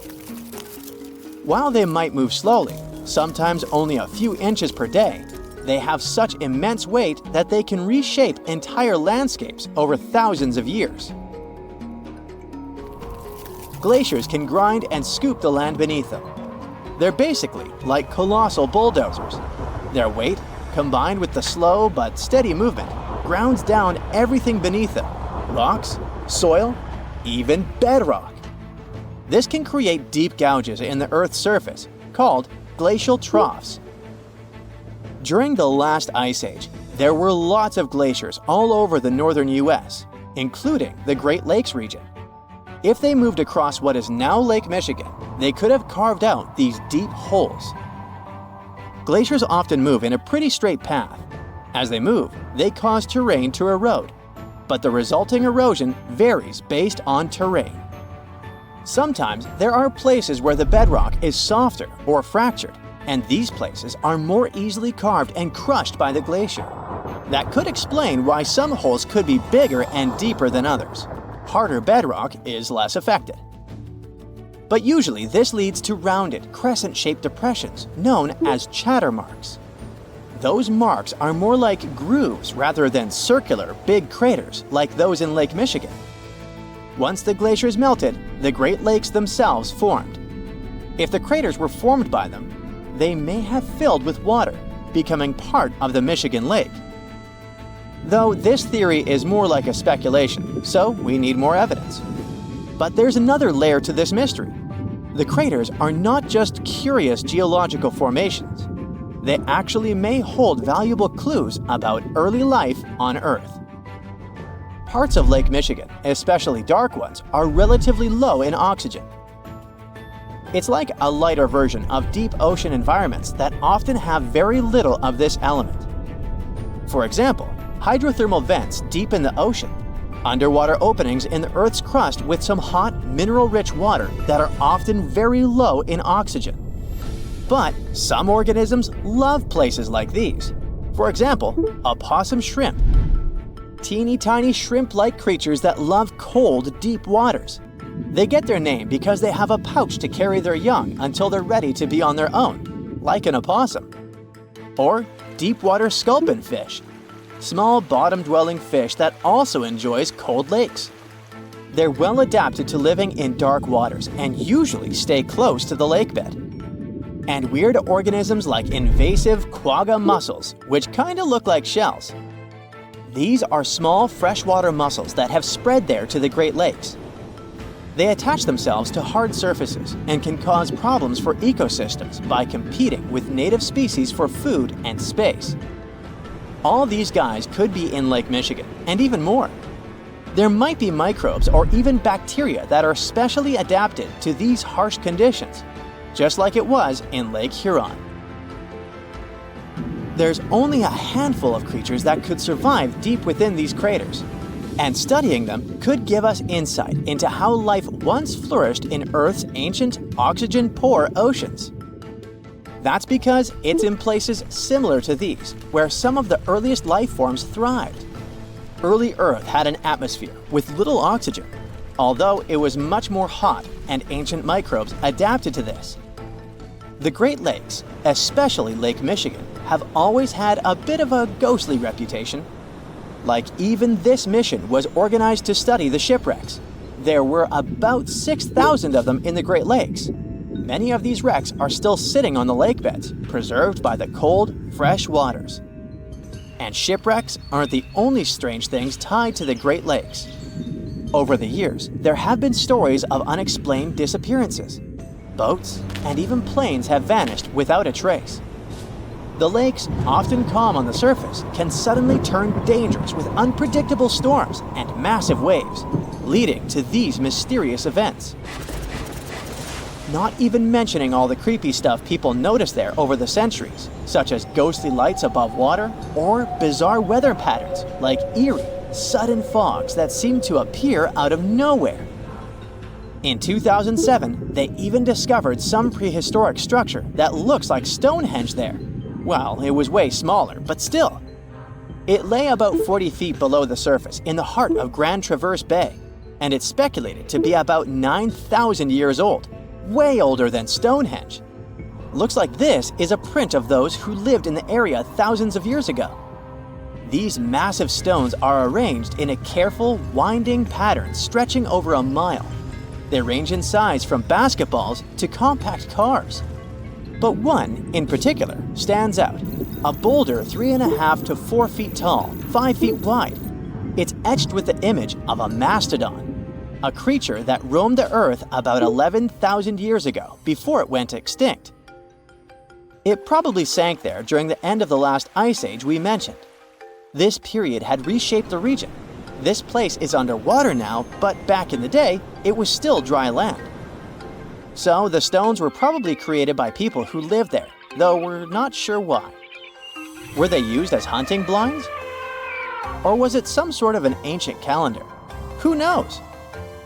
Only about 15% of the Great Lakes floors have been explored. Now, scientists are gearing up for a deeper dive into this mystery, both literally and figuratively. They want to analyze the lake beds surrounding the craters, hoping that maybe something in the environment around them might have caused them to appear. They have initiatives like Lakebed 2030. These missions should map the entire underwater landscape. This would help us learn tons of interesting stuff about Lake Michigan and our planet's past. Who knows what other secrets these dark waters hide? Imagine you are walking to your car in the morning, but there is a problem. Your vehicle is not sitting neatly by the side of the road. Its rear end is sticking out of a gaping hole. This is what happened to a Queens resident, New York, back in 2020. A sinkhole had swallowed his SUV overnight. Events like this are nothing out of the ordinary in many parts of the globe. But sometimes, sinkholes can hide unspoken beauty inside them. In East Asia, a recent find stunned the scientific community. Cave explorers came across a colossal sinkhole that concealed an ancient forest. It is located in a province, Guangxi Zhuang, close to the north of Vietnam, the Lê County, where researchers discovered the hidden forest is already famous worldwide for sinkholes. This one brings the number to 30. They are scattered over an area the size of 3 Gibraltars. This is just a tenth of the total number of sinkholes in the whole country. The name Tiankeng for these large holes in Earth's surface translates as sky holes or heavenly pits. The dimensions of the new sinkhole are impressive. It is over 1,000 feet long, and it's pretty deep too. You could fit the Great Pyramid of Giza 1.5 times inside it. The sinkhole's total volume matches that of 2,000 Olympic swimming pools.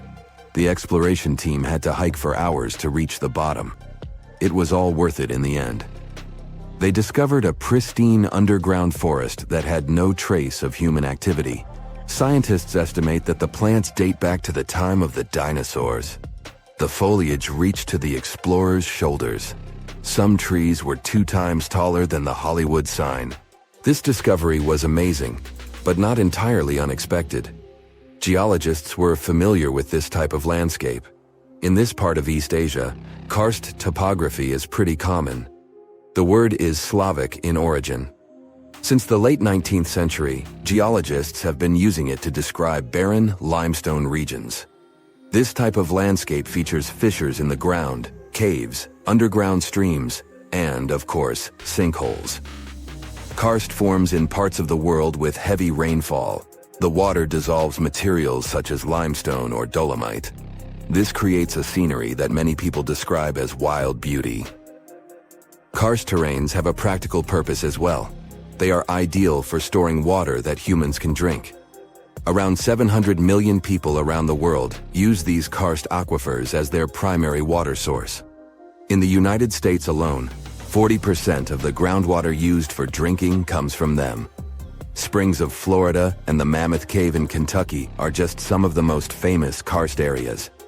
Geologists classify around a fifth of the U.S. land surface as karst.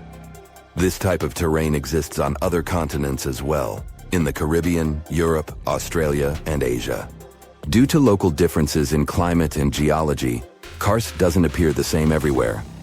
In the Spanish province of Malaga, the landscape consists of barren rock. This is what the karst regions of Italy, Slovenia, and Montenegro also look like. In East Asia, the landscape over the karst is green. This is because of the humid tropical climate. Sinkholes and cave entrances are usually hidden behind lush vegetation. The region's unique appearance got it inscribed on the UNESCO's World Heritage List in 2007. The world's second most populous country is home to 2/3 of the planet's natural occurring sinkholes, tiankengs. They start to form when rainwater seeps into cracks in the limestone. Over time, the gaps widen as more and more material is washed away. At one point, the ground above the limestone becomes unstable. The end result is the collapse of the surface layer. This happens suddenly and without prior warning signs. Once a hole forms in the ground, water starts filling it up. Another way for a sinkhole to form is the existence of an underground cave. Its roof can collapse. The shape of such sinkholes resembles a funnel. It is wider at the opening on the top and narrower near the bottom of the pool. The most famous of these sinkholes are cenotes. They occur naturally on the Yucatan Peninsula in Mexico. The region is home to more than 2,000 cenotes. They are all former caves whose roofs had collapsed at some point in time, and they are filled with fresh water. The local people have been using them as water sources for thousands of years. The ancient Mayas gave them mystical symbolism. For them, the cenotes were passageways to the other world. In reality, they are just a feature of karst terrain. Sinkholes that form in regions with abundant rainfall and limestone beneath the surface soil. The depth of a sinkhole can vary significantly. The smallest are barely 3 feet deep. When it fills up with water, it turns into a pond. A large lake can form in the place of a large sinkhole. One example is the Red Lake in Croatia. The most impressive thing about it are the steep cliffs that rise above the lake. They are nearly 800 feet tall.